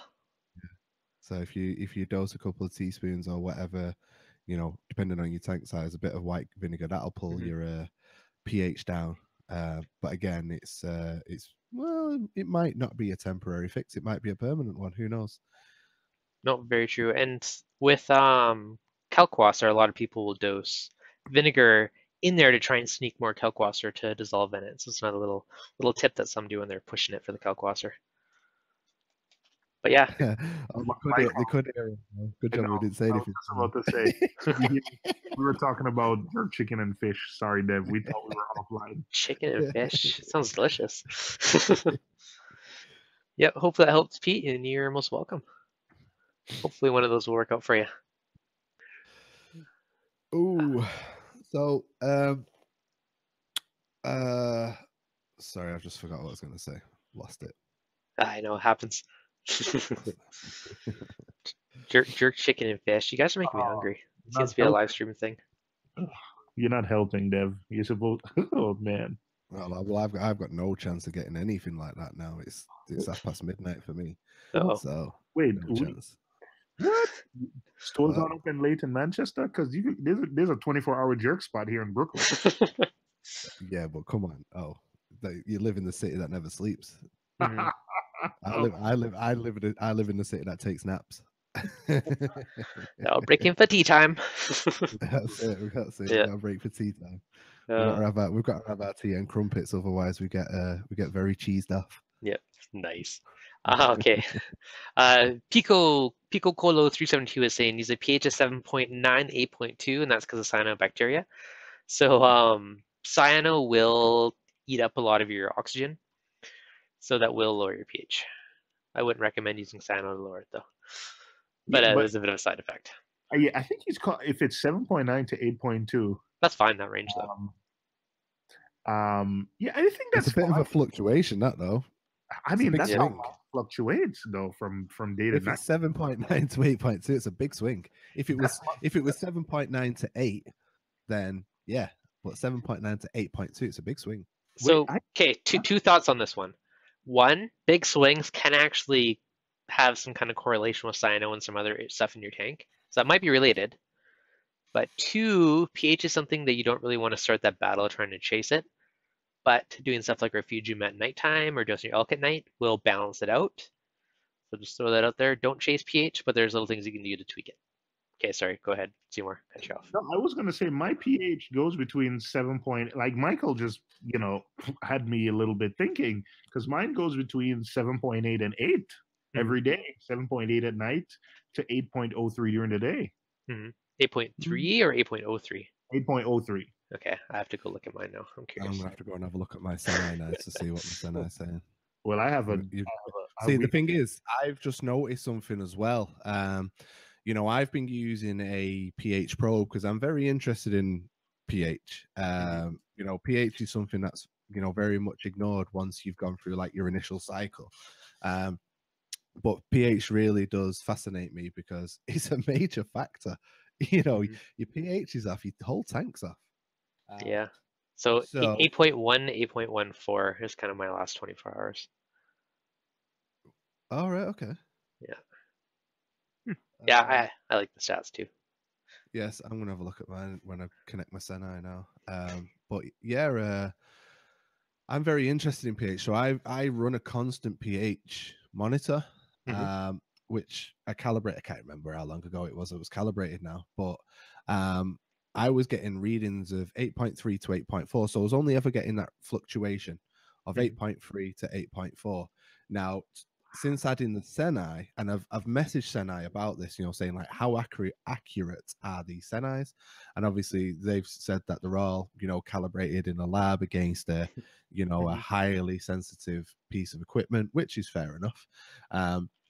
With the new software, you have the ability to trim. It says trim the level, so that's why I asked the question, like, what are these trims for? So basically they said straight out of the box, it's giving you basically the accurate reading, but some people like to change the reading to match all of the equipment in this. Yeah, to match the equipment in your tank. So you know that you're in the right level because your Senai is telling you so, but they want to adjust it. So like, say for example, temperature, if you've been running your tank at 26 centigrade according to all of your equipment, then you plug your Senai in and your Senai is telling you it's 25, then it's not a major issue. You're still within temperature, so you can trim it so that it matches all of the other equipment in your tank, if you know what I mean. So I'm looking at my pH. You took a breath. Cher, thank you very much for the super chat. You're awesome, and I really appreciate that. I was waiting for you to take a breath. Sorry, mate. No problem. So thank you very much, Cher. Really appreciate that super chat. That's awesome. I have Cher. I've never seen Cher before. She's new. She's new. I've seen her the last chat I think we had with Rico or Dave chat. I think I've seen her the last few days. I've only noticed her the last few days. I got to be honest. Right. Cool. I have Sorry, let me just finish my pH after. Sorry. So basically, my pH, based on the Senai, runs between 8.18, and that was at 12:38 p.m. And then at midnight, it drops down to 8.04. So it drops by 1. 1.4. Yeah, so that's not bad at all. Yeah, so that's all it moves. So that's why, obviously, when I've said it going from 7.9 to 7.2, obviously from my pH, it's like, bloody hell. I have issues with pH because it's a New York City apartment that's locked up tight. So in fact, moving from the Vertex skimmer that pulls a lot of air, like I said, I think one of the reasons I chose that Vertex skimmer is because it was a skimmer that was measured to pull the most air, and go into a Tunzi, which I like the Tunzi skimmer, but it doesn't pull in much air. I see a depressed pH. When I bubble at night, because I pull in outside air, I see a rise in pH. So it's pretty much anything I can do to pull in outside air into the tank helps. Really does help me. But I have I've been since I've set up a reef tank. I don't know if it's just, I think it's because the apartment is sealed, so high CO2. So I've always battled kind of pH issues. So now when I have the Kessels and T5s, it's the first, I go over 8. That's the only way I go over 8. But at night, 7.8. So I see a full 2 swing in pH between day and night. So that's also one of the reasons I'm really experimenting with different refugium lights, because I'm looking for, it's not only about getting, lowering nutrients, I'm looking for the best photosynthesis from my, refugium and algae at night. So since you're on bubbles, and DC was just asking about the wooden air stones. So yeah, the wooden air stones, they definitely do float. On mine, I have a little Corellia nano pump in the bottom, and I just kind of wrap it around there so it kind of sucks from the side of it. So the bigger bubbles will float up and the little tiny guys get sucked in and whirled around my sump and eventually make their way into the return. So they do float, or if you have a baffle at the edge, you can kind of poke it under there, but you do need something to bring it down. You know what I've been doing? Yeah. I've been using the JBL airstone. I've found that the JBL, with all of the airstones that I've used so far, the JBL one produces the finest bubbles I've seen so far. It's brilliant. And what I've actually been doing is, the cage of your return pump. Yep. So you have the inlet nozzle, and normally has a protective cage around it. I actually place the stone underneath the cage, so it's more or less directly in front of the return pump, because the bubbles are so fine anyway. Once it's gone through the return, you get a really good stream of, really small bubbles straight from the bat. So you get a higher density in the tank. So I found that really, really useful. And since doing that, the bubbling for me has sort of like stepped up a notch. And I can see my pH, like on my pH control, if I started bubbling now, I can guarantee in the next 30 minutes to an hour, my pH will go from, like, say, if we're at 8.1, it'll go to 8.2. Oh, yeah. Just like that. To keep the air stone from floating, I take like a little PVC coupler, use the stepper drill and put some holes through it and run the airline through the PVC. So that way when you drop it, just the weight of the PVC, the PVC coupling drops the air stone to the bottom, and I just put that right in front of the pump, and it sucks the bubbles right in. Yeah. And the biggest thing I just want to throw out there, I mean, I've done videos on bubbling, and Michael has too, but the biggest one is you want to make sure they're very tiny bubbles, like the size of a pinhead. I've seen lots of people doing the big bubbles, and those are bad. You want literally like pinheads, like super, super tiny. Don't use regular airstone, buy a little one if you're going to do the micro bubbling. Someone else was asking too of how you manage to sneak in your outside airline. Seymour? So I have a so the same what do you call it, insulation that you put around your AC? So essentially I take a 3/4 inch PVC or a 1 inch PVC, I stick it in the window, bring the window down on top of it, and there's a space, and I've basically filled that with insulation. So through that PVC that goes through my, with apartments, with New York City apartments, you have then a grill that you need, like a child protective grill, and then you have sort of the insect grill. So I push that PVC right through both of them, and then the insulation kind of keeps, because the window is like 3/4 of an inch open. So then I stuff insulation in there to kind of keep keep the cold air out. But that's how, and then through that line, my skimmer, my bubbling, and whatever else I need to put outside. That's how I do that. Nice. Um, my house, I didn't want to drill a hole through the wall either. Same thing. I literally found outside where the natural gas line was going through the brick. There's like this tiny hole. So I literally have like an RODI line. I managed to jam through there, and it took me like an hour, but I snaked it around, and I even filmed video clips on it sitting on a hard drive somewhere that one day I'll probably turn to a video. But yeah, it's just wherever you can do it. And I was really worried that it was going to be so restrictive because it's like 6 mil line, so it's about a 4 millimeter opening. Super tiny little air thing, but I had at least 0.1 of a bump in my pH, so it made a pretty big difference. I was never over 8 before, and now I'm never under 8 ever since I did the super tiny little restrictive air hose. So it makes a difference. Yep. Where the cable guy drilled through the brick because all the cables in New York City, the buildings, the cables are on the outside. So they drill through the brick. But that would have added, kind of another 3-4 feet. And probably, the longer the run is, the more, head pressure that the skimmer has to deal with. So I figure, the tank is right next to the window. So it's only a 4-foot run. I think that's fine. Oh, mine's like 15 feet. You're doing good. I see you doing some coffee dosing over there.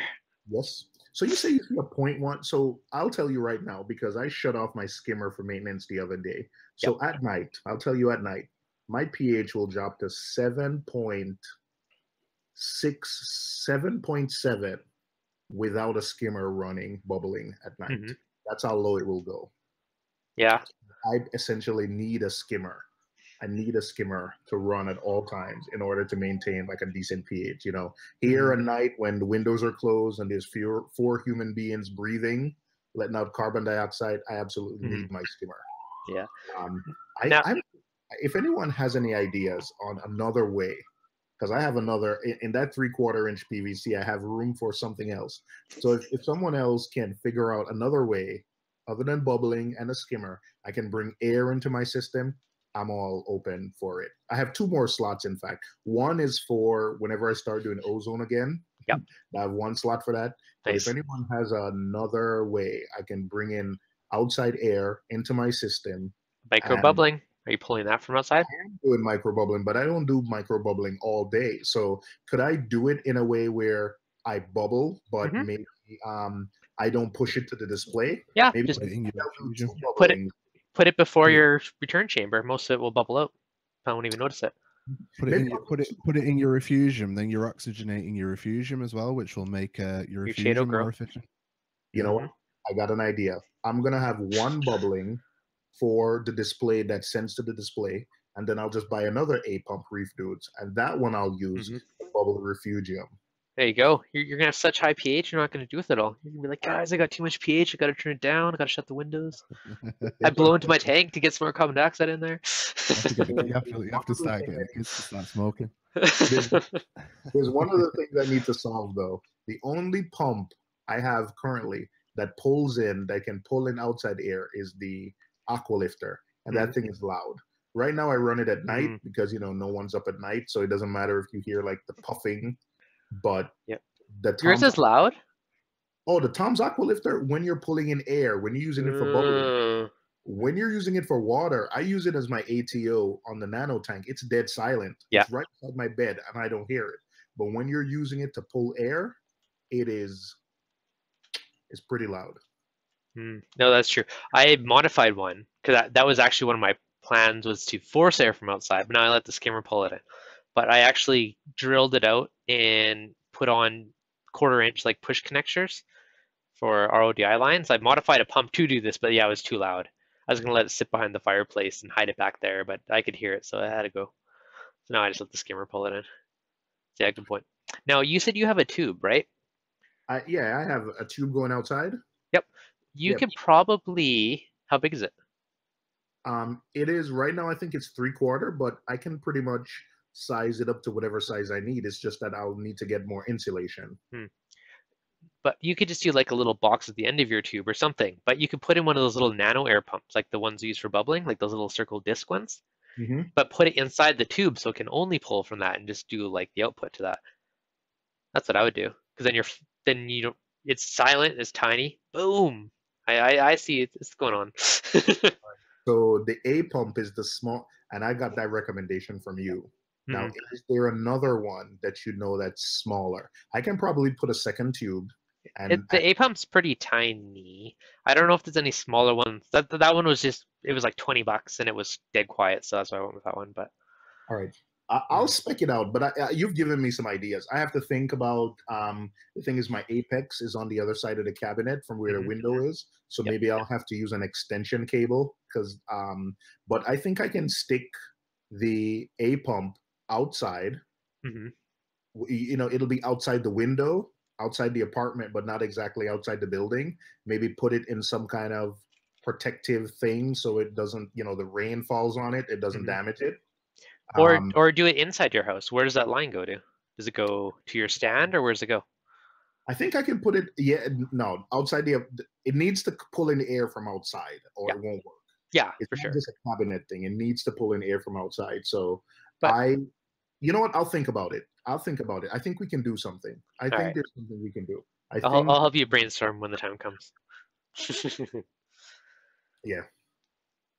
Excellent. But yeah, no, for I guess air dosing, since to relate this back to dosing, that honestly for pH, pulling in outside air is hands down the best way you can do to increase your pH. There are those lime water pellets that you can use, but they're not cheap. I know some people have used it, but yeah, to me they seem very expensive because they only last like a month or two depending on your usage. You got to replace them, so that seems very expensive. So just that outside air is like night and day difference. I've used that, and I saw the same boost from pulling air from outside versus using a media that was that you had to refill every 2 months. So that's the reason why I started pulling outside air. Yeah. I did use the media, and I got tired of going through like a jug, which was like $35-$40 every month and a half. Someone is asking me if I could center my camera there, and then it is, and then once I put the air outside, I was actually, BRS was out of stock, and I was waiting for them to get more in stock. And because I had the canister right by the window, I said, let me just stick it outside and see what happens. And I saw the same boost with no, with no media. So I never replaced. Yeah. I never bought media again. Cruz, $20 super chat. Thanks, buddy. Much appreciated. No, Dave, I am not that big that I take up the entire. Awesome, Cruz. No, I think it's because I was on top of you because my video is overlaid on top. That's what she says. Yeah. Yeah. We almost got through an entire. Couldn't resist that one. I'm sorry. We almost got through an entire stream without a Michael joke. We almost made it. I can't even look. It hurts my sides. I'm too ill to laugh. Fresh air bubbling. Exactly. I mean, fresh air bubbling, there's your ultimate pH boost if you don't want to use your skimmer. Cruz, you're awesome. Thank you for that super chat, buddy. Much appreciated. Yeah, outside air, definitely biggest pH. Microbubbling, it's nothing but benefits. If you don't know what it is, watch that video link I posted earlier, but you're essentially turning your tank into like a skimmer in a sense, and you're capturing all those little particles, you're moving it to the top of the water, and then it gets skimmed out. So tons of great benefits. It oxygenates your tanks, boosts your pH, it helps clean your stuff, and Seymour has a point he's about to say. No, I was saying the first time you do microbubbling, your corals might slime. So don't freak out, because the first time I did bubbling and my corals were all sliming and you saw stuff coming out of them, I got really worried and scared. So the first few times you do bubbling, your corals might act a little weird. You might see them sliming. You might see them, somehow when you're gluing corals and you leave some super glue in the water and it's floating around like a blob. And so you'll see a lot of that when you first bubble. And I freaked out. So don't freak out. The first few times you bubble, sliming is actually a good thing as well. It's not a bad thing. It's your corals that are just sort of like, it's basically an exfoliation. It's like, let's get rid of all this crap, and it's boom, there goes the slime. So them sliming up is actually a good thing, and you see you see it as well with like SPS corals and stuff like that when they're out of water. When they protect themselves with the slime, but with the bubbling, it's like excess mucus. Yeah, so so it's a good way of it's actually a good thing. It's not a scary bad thing. Yeah, so like Cruz was saying in the thing, excess mucus removal, detritus removal, Dennis, it's like giving your corals a facial. So someone else was saying the fish may run from it. If they are, your bubbles are probably too big. You want like super tiny, like literally like hairs attack, like this pinhead. Like that's the size you want for your bubbles. Dradicate, $10 super chat. Oh my god, so much love tonight. I appreciate you all. Dradicate, thanks you, buddy. Much appreciated. Much appreciated. But yeah, super duper tiny pinhead. You want ultra tiny bubbles. You do not want big ones. And how often do I do it? I do it every single night. That lights out. Like the bubbles are small enough that I could run them in the day and I probably wouldn't even notice them. Like you want super fine, and that's the key to getting true benefit out of the micro bubbles. So what's bubbles mimicking in the ocean? If you're in the ocean and the waves are crashing, you have so much air and oxygen and bubbles in there. So it's kind of like a fog or a mist or something of bubbles going all over the ocean. So it is every time waves crash, any of those disturbances, I mean, that's naturally happening in the ocean. Yeah, and as the tide pulls back in, you know, the larger bubbles will have floated to the top and popped, but the micro bubbles will still be in the sea, and they'll pull back into the reef, and as the water pulls back away from the beach, it'll pull back into like the reef, and do exactly what we're doing with the bubbles, and help remove and exfoliate the corals, and also the sand bed, the actual bed of the sea and everything else. So we're just doing what we're trying to do with everything and imitating nature. Nice, Dave. No, it definitely is. So tons of good benefits to it. I mean, there's absolutely, it's cheap to do. I mean, probably 20, what's the pump? 20 bucks, Airstone, couple bucks, like 25 bucks, 30 bucks, super cheap to do, tons of benefits. So it's one of those things I think everyone should be doing. There's just no reason not to for how cheap it is to do it and all the benefits you get out of it. What is AcroPower for? AcroPower is an amino acid. That's one I was previously dosing my tank on a daily basis. And lately, with the Red Sea Coral colors, I haven't been dosing it lately, just because there is aminos and stuff built into that. But it's basically, it helps. A lot of people say you get better pulp extension and other stuff, but it's one of those building blocks for the corals. Okay, so in the feud, just read the comments. In the feud, you want to manually remove the algae every now and then. Siphon the detritus from it. Algae will start to outcompete the macroalgae quickly. Yeah. So the whole point of having a refugium is you're purposely growing algae in your sump, not in your display. And if it's growing well out there, it's going to outcompete it growing in your tank. That's the whole kind of purpose from it. Oh my gosh, Nick from Aquarium Cap Solutions. This is like the best super chat stream of my life. You guys are freaking amazing. Thank you guys all. Really appreciate it. Now you can get your new computer. I legitimately spent way too much money so I can have a proper computer and not have this blue screening of death. So next week I'll have a proper computer again. You guys are awesome. Nick, Aquarium Cap Solutions, thank you very much. I much appreciate it. But sorry, lost train of thought. So refugiums. Yeah, so the whole thing is what amino acids are in these supplements? I think amino acids are the supplements. I don't know the quite specifics on it. You can naturally get amino acids from Chaeto dying off too, actually. So if you want another free version, as your Chaeto grows, and on the bottom you'll get little bits of die off inside, and that will actually release kind of natural sugars and amino acids back into your tank. That's one way to do it. I do find the corals are happy with amino acids, so it's one thing I've just dosed, not a ton, but just like a mill or two here and there, and then try and do that daily. But it does seem to have a positive effect, at least in my experience on the corals. I don't know, Michael, do you dose aminos or Seymour on your guys's? No, because aminos are also another form of carbon, with the sugars. So I don't dose aminos at all. The corals can get what they can get from what's in the water. I feel so. No, I don't dose aminos at all. Okay. I dose the two little fishies AcroPower, but I'm batting a little bit of cyano now, so I turned it off. That's one of the first things. You got that. I saw some I don't know if, I'm not saying it's caused it, but because I wanted to eliminate all variables, I just stopped dosing it. I dosed it on my dosing pump, and I was doing 0.5 ml a day, like a very low amount. Yeah. But yeah, AcroPower. I mean, I've used like some other amino acids in the past, but listen, I don't see a benefit, but I see enough reefers who I trust dosing aminos So I decided to try it. But like I said, right now it's paused. DC Reefer, $5. Thank you, buddy.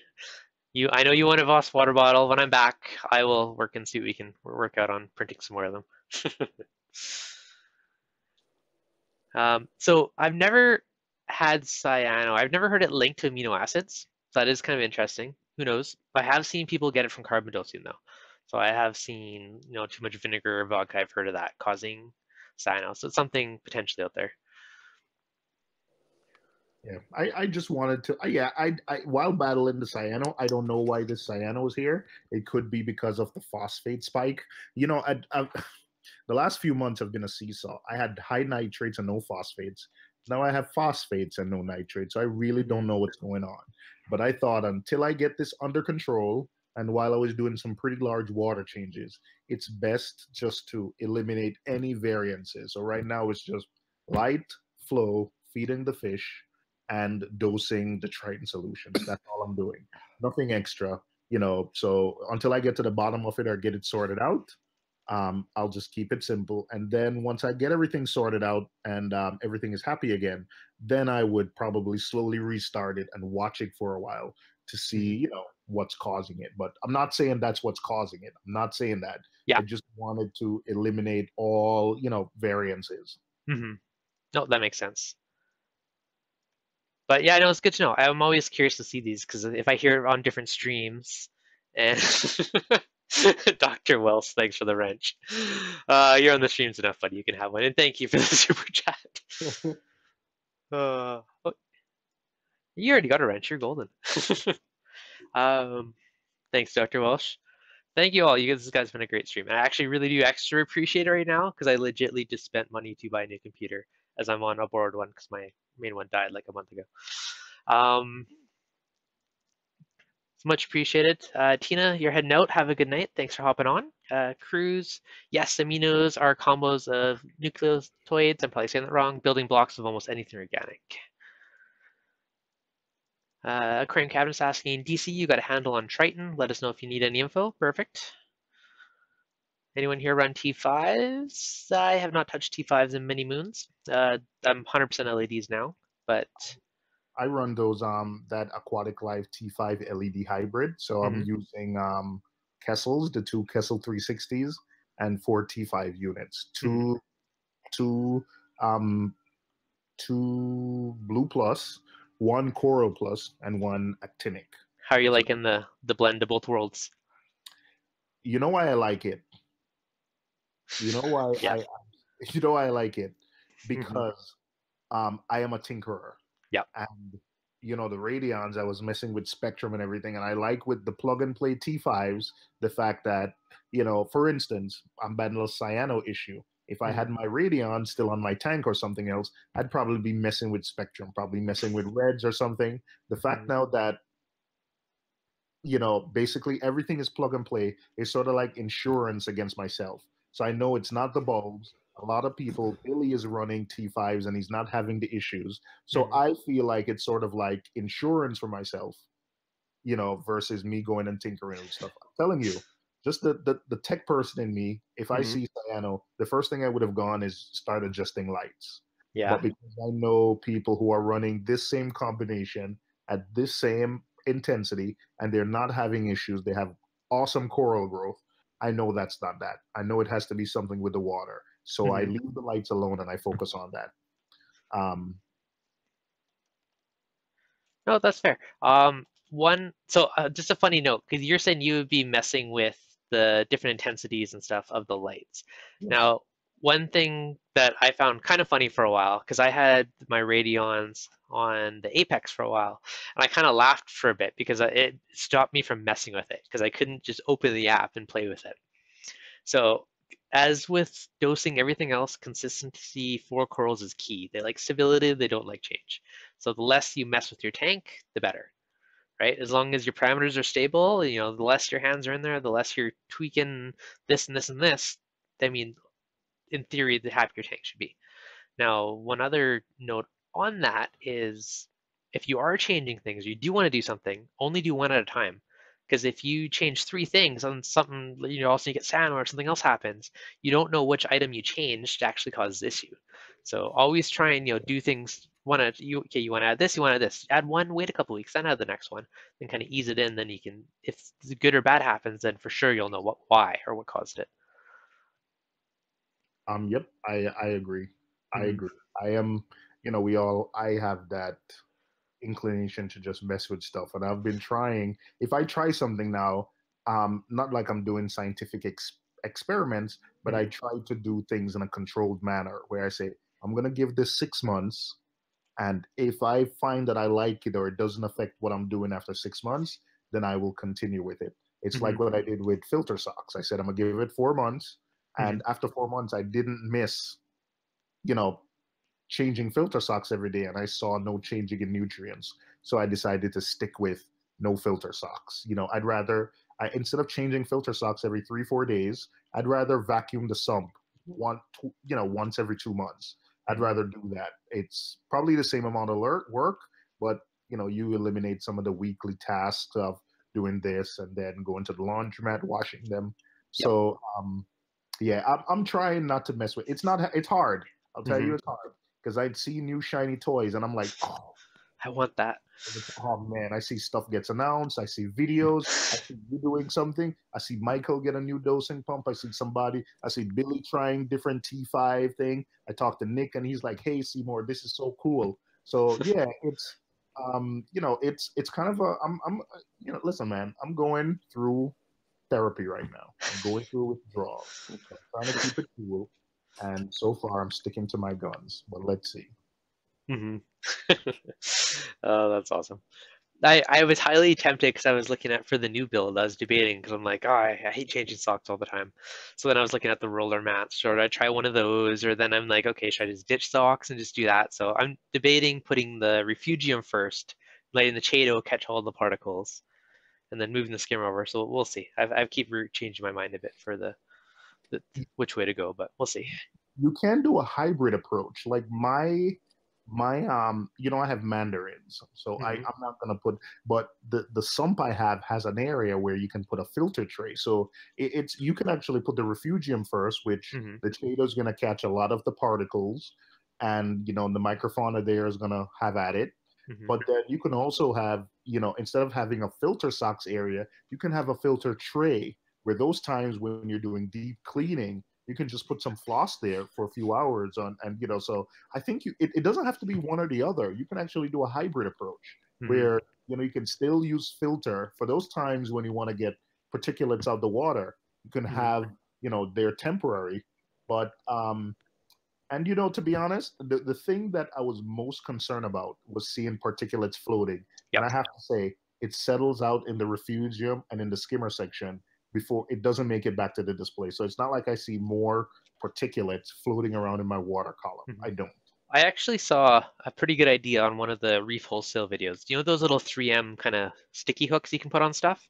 They had on one on each side of the drain pipe, and they just literally go plunk and plunk the sock on it. So it just hung above the thing. So you could literally just pop that on and have a super easy way to put your socks on. Because Mhm. if I do ditch them, I think I'll only use them when I do a water change or clean the sand bed and I'm stirring up tons of stuff. Look at what Billy Pipes did. Like his thing is submerged, but he basically just sort of. It's very similar to what you just described. Because when you were describing that, I'm thinking of Billy, where he has the valve that he Yep. uses to sort of tune the overflow pipe Yep. really close to where it goes underwater, and Hmm. basically he modifies his filter socks and he puts like a little shoelace on them, and then he just hangs them on the pipe, Yeah. and that's it, hangs them on the pipe, and it works for him, and I don't hear any splashing sound when he's shooting video, so it's silent. And so yeah, it doesn't have to be either. I think you can do a hybrid approach and not do filter socks, but do it when you need to when you need to sort of do some maintenance or doing Hmm. some cleaning. Yeah. No, I think when you do a water change, when you're stirring it up and purposely making a mess, I think that's the time they shine. The rest of the time, stuff would probably settle quick enough. So, but yeah, it's that the whole weekly changing thing that's gets to be a pain. And I mean, realistically, you should be changing filter socks every 3 or 4 days. I probably do it 5 to 7 days. So it's potentially more beneficial to remove them if you're not changing them as frequently enough. Mm-hmm. So something to consider. It's all about being a good lazy reefer. And by lazy, you're just making your tank care for itself more than you have to. Like adding a doser saves you dosing daily, right? All these little things add up.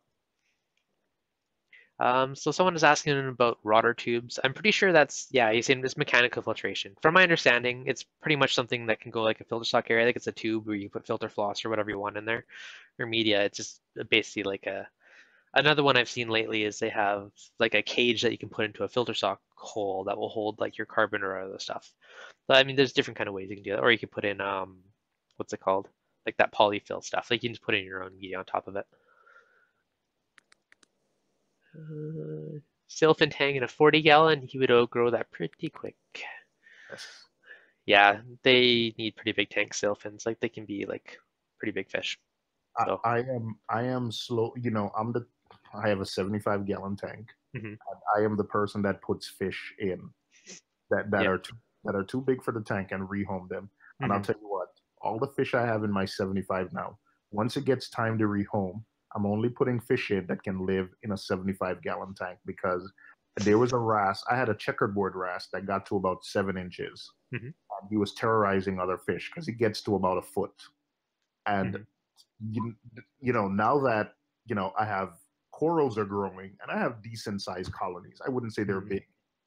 To get that wrasse out yesterday, I basically knocked and broke everything. So I'm not going through that again. Like I basically had to take so many of the rock structures apart. I'm not doing that again. I'm not doing that again. So whoever just asked about the sailfin tang in a 40-gallon, I'm not even talking about like the ethics of it.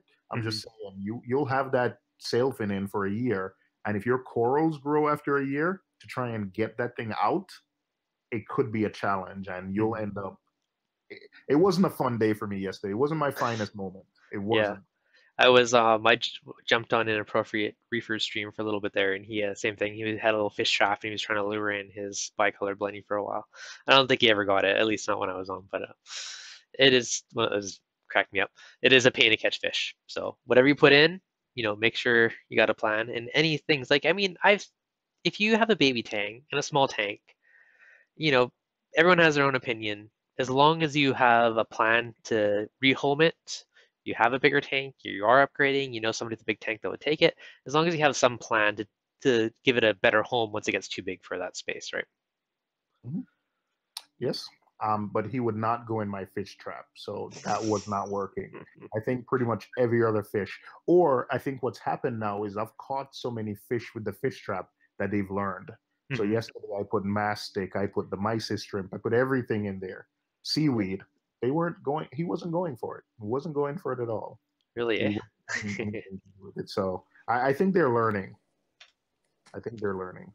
No, slowly. You gotta put some good mysis or something in there to lure him in. Or the other thing too, just for catching fish with fish traps, is leave the trap in there for like a day or two first. Like use a magnet or something put on the side, just so the fish get used to it. It's not like a new thing for them.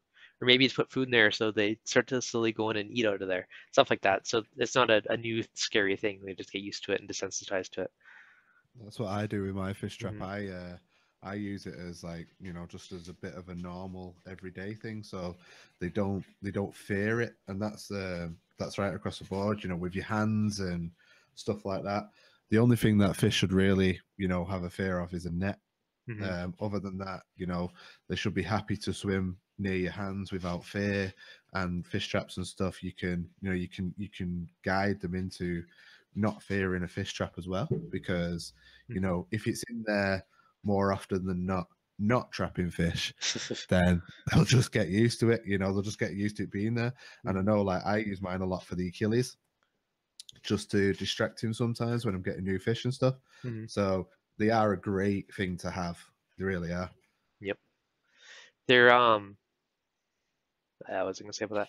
The other thing too, you're saying about fish nets. I generally avoid using them too. But I usually use like a acrylic container or something to try and catch them. Because, you know, sometimes with fish nets, you can catch around their gills and stuff. So ideally, if you can just get a bucket or something and just move them like that, it's a lot easier. If you've got spiky dorsal fins and things. I use a colander. Is that the thing that you use to strain spaghetti? Yep. Yeah. I use a plastic one. I have a I've hurt tangs already by hooking them in the fish net, and they just got stuck in it, and it was a painful experience for all. So from then, I use a colander. I use like a little plastic. I got it from a 99-cent store, but it's a little red plastic colander, and it's really easy to sort of use and scoop them up and corner them. That's what I use. Nice. Yeah, I have like I think from like a cooking store or something, got like a big acrylic kind of bucket I use to drip and transfer stuff. But it's just a gentler way, so good way to do it. On the subject of tangs, I've just gone through some old footage, and the Achilles tang was in it, and it was more or less when I first got it. And do you know when you come to just get used to things, like say for example, you're putting on weight, and then you don't realize you're putting on weight until you're fat. You know what I mean? The Achilles tang, because I look at it every day, I've forgotten how bad it actually was originally. So I was flicking through some old footage before, and the Achilles tang swam by, and I was like, whoa. His face was like so eroded, but all of his face, his lateral lines, everything, it was probably like 25-30% white. It was that bad, and I didn't realize until checking back. So definitely how this tank is with all of the stuff that's going on. It's definitely worked. Wow, has it worked? Nice. So someone else is saying sail fins usually live a few months. I don't know. One of my buddies had one in his tank, and he still has it. He's had his for a long time, and it's super happy. But I think he had an 80-gallon. I think he's recently upgraded to 180, but has lots of swimming space. Hey, Jose, I don't. No one's telling you. Like, yeah, that's up to you for you to decide if the tank has a good home. But the thing where normally they don't survive 3 weeks or a month, I haven't seen that. I've seen, sail fin tank properly cared for, and I've seen them last a long time. But like I said, it's up to you. I'm not saying it's totally up to you. I've kept tangs in small tanks before, and I don't mind doing it. It's just now I have corals now. One side of the tank is packed with corals, and that's a side he likes to hide. So it was a pain. I knocked every euphilia off, everything off. I knocked over the clam. I knocked the euphilia off. I pretty much knocked every coral off its place yesterday to try and get to the wrasse. So that type of thing I don't want to deal with. So imagine a year from now, when you have that tank packed with corals, probably SPS, and then you have to try and catch that guy when he's hiding amongst corals. Bigger corals, more hiding spaces for him. That's not going to be a fun job. No. That's why I won't do it again. Yeah, no, that's fair. TMG, before it scrolls away, because I think it already did, he was just asking, how do you know how much coral colors to dose? So they do have some convoluted ratio way of doing it based on what you're dosing other stuff. Now, on my big tank, I was not dosing the coral or their Reef Energy ABC, so that didn't really relate to me. It was hard to do it. Initially, I started dosing 2 mils a day, which I quickly learned that was way too much. I eventually tested. The only way I knew for sure is by testing. So they do have a trace element test kit that can test all those. It's a bit of a pain because, some of the tests are like 10 minutes for this one. That it takes a while to do. So it's not just a quick test. But you do the step, wait 5 minutes, blah, blah, blah. So you can test, and that's the only way you're going to know for sure. So I was originally dosing 2 milliliters a day. And when like a month later, when I actually got around testing, my levels were like, woo, way too high. So now I dose 1 mil every second day. So that's how I've been dosing in my tank. So, and a couple things from dosing too much, like my Rainbow Monty was mainly red. It wasn't super rainbowy. So whatever one of the elements does the red, is definitely overdosing that one. So I did see certain coral colors change, and certain ones are more prominent than other ones. So like the Rainbow Monty is the biggest one I could see because it was red instead of the orange and the greeny bits in it. So then once I dosed it back down every second day, and then everything just seems pretty happy across the board. I have a question about the coral colors. Yep. Is that the one that Red Sea wants you to dose and tie it to how much calcium your corals are consuming? Possibly. I'm going to start doing it on the nano tank. It's on my to-do list. I haven't yet, though. I'm just waiting until I get back in town. Yeah, sorry to just finger. I'm gonna jump off. I've got a full day's filming to do tomorrow, so sounds good. I'm gonna have to go to sleep. So thank you so much for letting me join in today's stream. It was really good, really insightful. Always great to have you. Thank you so much. So and sweet dreams. Fun. Will do. See you all soon. Okay, have a good night. Give me a call tomorrow. What's that, mate? Well, I'm going to be on the road for a couple of hours in the morning, so I'll give you a bell about 9-ish. Oh yeah, thanks. So Dradicate was asking, Who said I add that then? Oh, it's me. Is that Nick? No, that was me. I said thanks for calling. You're gonna call me at 9. I'll talk to you then. I thought you had somebody say give me a call tomorrow. No, he said that, but I just Nick did. Nick, where is he? He left. Oh, I didn't even know he was here. I just I've looked in the chat and there's nobody there. Sorry, I'm throwing you full stream off. Apologies. All gone. But I thought it was. I was gonna say it right. Anyway, bye. Sweet dreams. Sweet dreams. So Dradicate was asking, did I add Miracle Mud? Yes, I added 20 pounds of Miracle Mud probably a little over a month now to my tank. And it's definitely been doing good. I've been still trying to find a good way to quantify the differences of it. The biggest things I've noticed so far, I mean, my millies have always had awesome polyp extension. I've noticed on my plate corals, I've seen some of the more polyps on them, which in the past I didn't really. So that's one of the bigger ones I've noticed.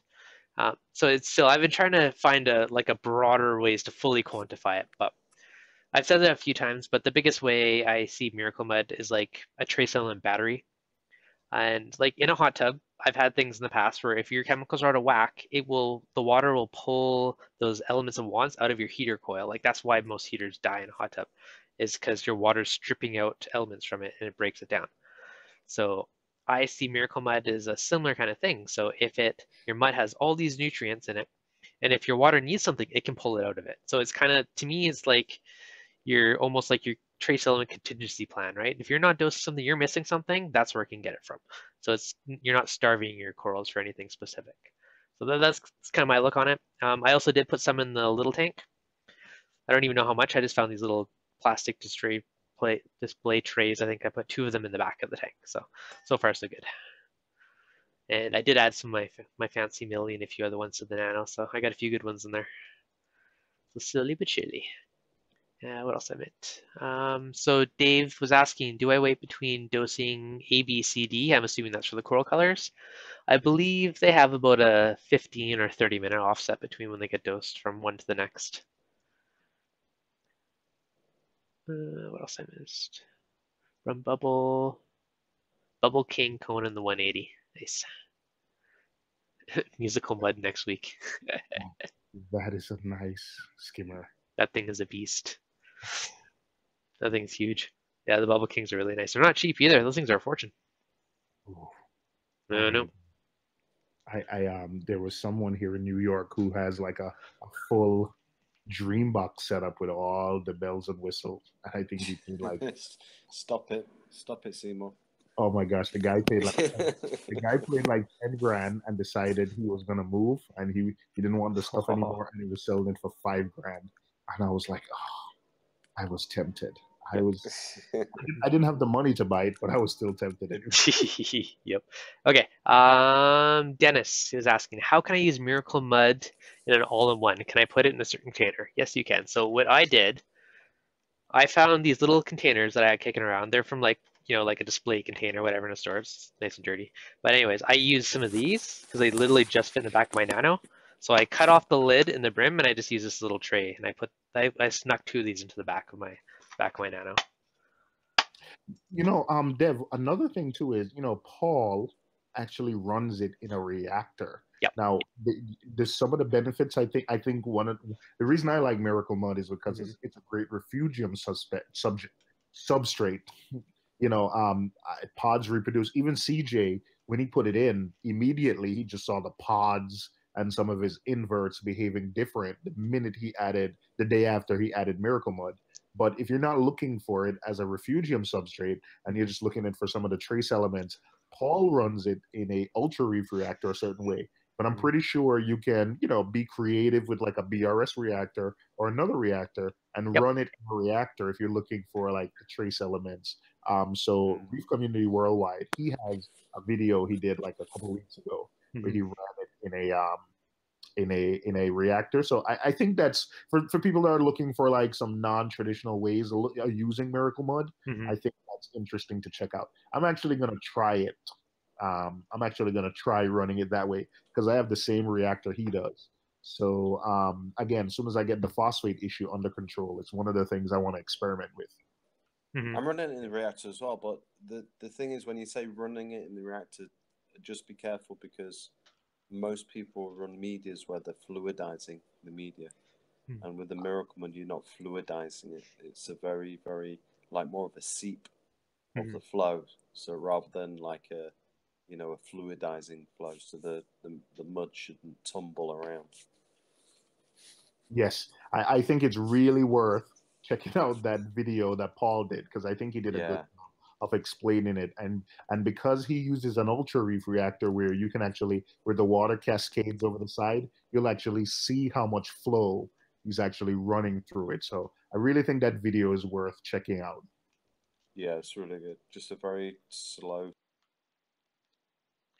Oh, there he goes again. Yeah, I lost him. So someone else was just asking if you would ADA or fluvial stratum do the same job. I honestly wouldn't test it. I used to trust it. I used to use those in my planted tanks. They're more or less like clay pellet. They may have some nutrients in it, but on the flip side, plants more you're feeding them nitrates and other stuff for plants, right? Or that's not something I'd want to purposely be injecting into the reef tank. So it seems a bit sketchy to me. I mean, it may very well be inert clay, and if that's the case, then you're not getting much benefit out of it. And if it does have some of those extra stuff, they're aimed at planted tanks. And those are a lot of the nutrients you're trying to take out with Chaeto. So maybe your Chaeto will grow better, but you're also maybe introducing certain things that aren't the best for your corals. So I'd probably avoid that one. I was wondering what those were. Okay, so thanks for explaining.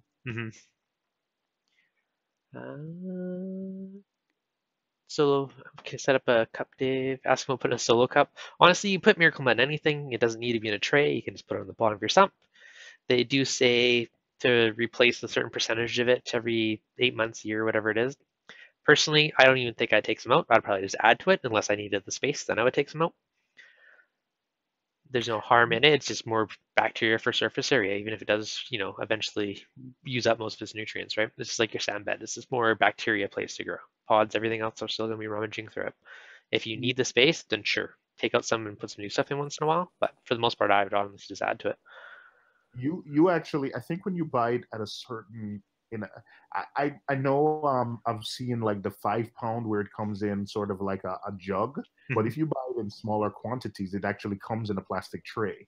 And I've seen, like Dave like just soak it to reduce some of the, the stuff that blows around when you first add it. So the stuff that comes in like a long rectangular box, it actually has like a little plastic tray, and you can just use that same plastic tray to lay it in an area in your sump or refugium. So that's something if you're using it in a small, if you're going to use that small where you're talking about a red solo cup, then consider buying one of the smaller containers, the smaller amounts that it comes in a plastic tray. Okay. And Dave's reefing addiction, the guy who who I'm referencing who did that, he says Pringles single serve trays are awesome for using it too. No, perfect. One other quick thing, about 1.5 inches is kind of your ideal depth for it. Just throwing that out there. You don't want it super deep. Or else you're packing in all that stuff too much. So about 1.5 inches is kind of like the sweet spot. So throw it out there. What's going on, Reef God? Welcome to the chat. 2-pound trays. So basically, yeah, Tupperware container, Pringles tray. Really, you can put anything you want. It doesn't really matter, right? It's just something. So if you do remove it later, it's easy and not a mess. That's pretty much what it boils down to. When you're adding it to the tank, I also soaked mine in tank water. Like the nano, I let it sit for an hour or two. The big tank, I let it sit overnight. But purposely, you're just making sure everything's saturated and all those little tiny particles settle down. Then when you add it into the water, you just want to very slowly let the water creep in, just so you don't get a big storm with it. Haha, Dennis, you guys have changed the whole game for me. Awesome to hear, Dennis. Hopefully we're inspiring and making life easier for you. Got to make reefing easier. Here's one for you, Dev. I was speaking to Cruz the other day about doing Miracle Mud shots. where you can get a small amount of miracle mud and just mix it up with water and just shoot it into the tank. Nice. So the corals can ingest the mineralization. Mm-hmm. So, because people always worry about, oh, it's made all my water go cloudy. Is that going to hurt the coral? It'll settle in like an hour. It's really good for them because they'll ingest the minerals. So they'll consume the minerals. So yeah, if the water goes cloudy, it's not a bad thing for your corals. You know, it'll clear, but they'll ingest that. So yeah, don't worry about it. Even if like you mix up like your sand bed and stuff, right? When you're cleaning it, I mean, all those little particles, I mean, that's essentially coral food, right? They're still going to eat it. Same with the mud. So when you're putting that in, the bits of dust, I mean, I do it slow because I don't want my sump to become a mess. But same thing, like you said, it is basically here's lots of good coral food, here's lots of stuff, and it'll all settle out soon enough. It's really just your personal aesthetics. I'll give you a challenge right now, Dev. Uh-oh. Get a sun coral, which you know is non-photosynthetic, right? Yes. Put it in your sump where your miracle mud is. Yes. And stir your miracle mud around it every so often to feed it. And see how well that coral does. Maybe I'll try that. I have to get one again. I gave mine away. I have a dendro now, but that's semi-synthetic, so. Right. So if you try that, and you'll see the difference. And then you'll know that's purely from the mineralization, right? Yeah, very true. I might try that experiment. Have you done it? Might have. You might have, yeah, with positive results, obviously, since you're trying to share the wisdom. Exactly. Well, you got to see it for yourself. Nope, that's fair. Next time I get a sun coral, I will throw it the sump for a while because you've piqued my interest. Sun corals, some people struggle with those as well. Some people do struggle with those. I've always struggled with those. Well, there you go, Seymour. You might find that miracle mud and the mineralization makes all the difference. But I think you should, use a different name than shot. That's. You might think you're talking about carbon dosing. Boost with alcohol. Yes, alcohol. So we might, if someone, you imagine if you store your Reef supplements close to your alcohol, and then shot, I can see some mix-up happening somewhere. So I would go for a different name. Well, booster pack, booster shot. Cruz was talking about the cloudiness the other day, and I said, no, it's not cloudiness, Cruz. It's mystical miracle goodness. Oh. So we always have to put a positive spin on everything, right? Yep. No, so true. What Lay was saying, Fiji mud is cheaper, 16 pounds, $50. Ecos is about 10 pounds for $17.50. It is cheaper, but it's not the same thing. So that's the other thing to consider, right? Like I know with Miracle Mud, they do add a lot of, they add a bunch of their own kind of proprietary blend of nutrients on top of it, where the other one I think is just straight up mud. So you are getting more nutrients and more trace elements mixed into the Miracle Mud than the other one. I haven't tried the Fiji, but I just know that there is more stuff added into Miracle Mud. So it is a different product. And Dave's comment right after that kind of really also shed some light that, yes, Fiji is wet, so it actually weighs more because they're shipping that water weight. So I'm not necessarily defending Miracle Mud per se, but that's also something. They're shipping basically water to you. You're paying for the water. When you're looking at the weight, you're looking at the water weight also. That makes sense. Good to know. I didn't know it was actually wet. I haven't actually bought that one myself, so. But it's a wet product, yep. But no, I'm super happy with mine. I have it in both my tanks. Corals are happy. Someone asked earlier about zoas in it. I know all my zoas are happy. I had a couple heads of that blue eye blonde, and that's I think I'm up to like 7 or 8 now, and that was overly priced one. And what's my other one that's been doing really well? My Utter Chaos has been super happy. That one's been growing like crazy too. I got a ton of heads of those. I started with like 4 or 5, so that has been awesome. Produces HMO. All right, guys, it's been 2.5 hours, and I am departing the country tomorrow, so I still have to pack and figure that out. So I think I'm gonna call her quits for the night. But I appreciate everyone that jumped on tonight.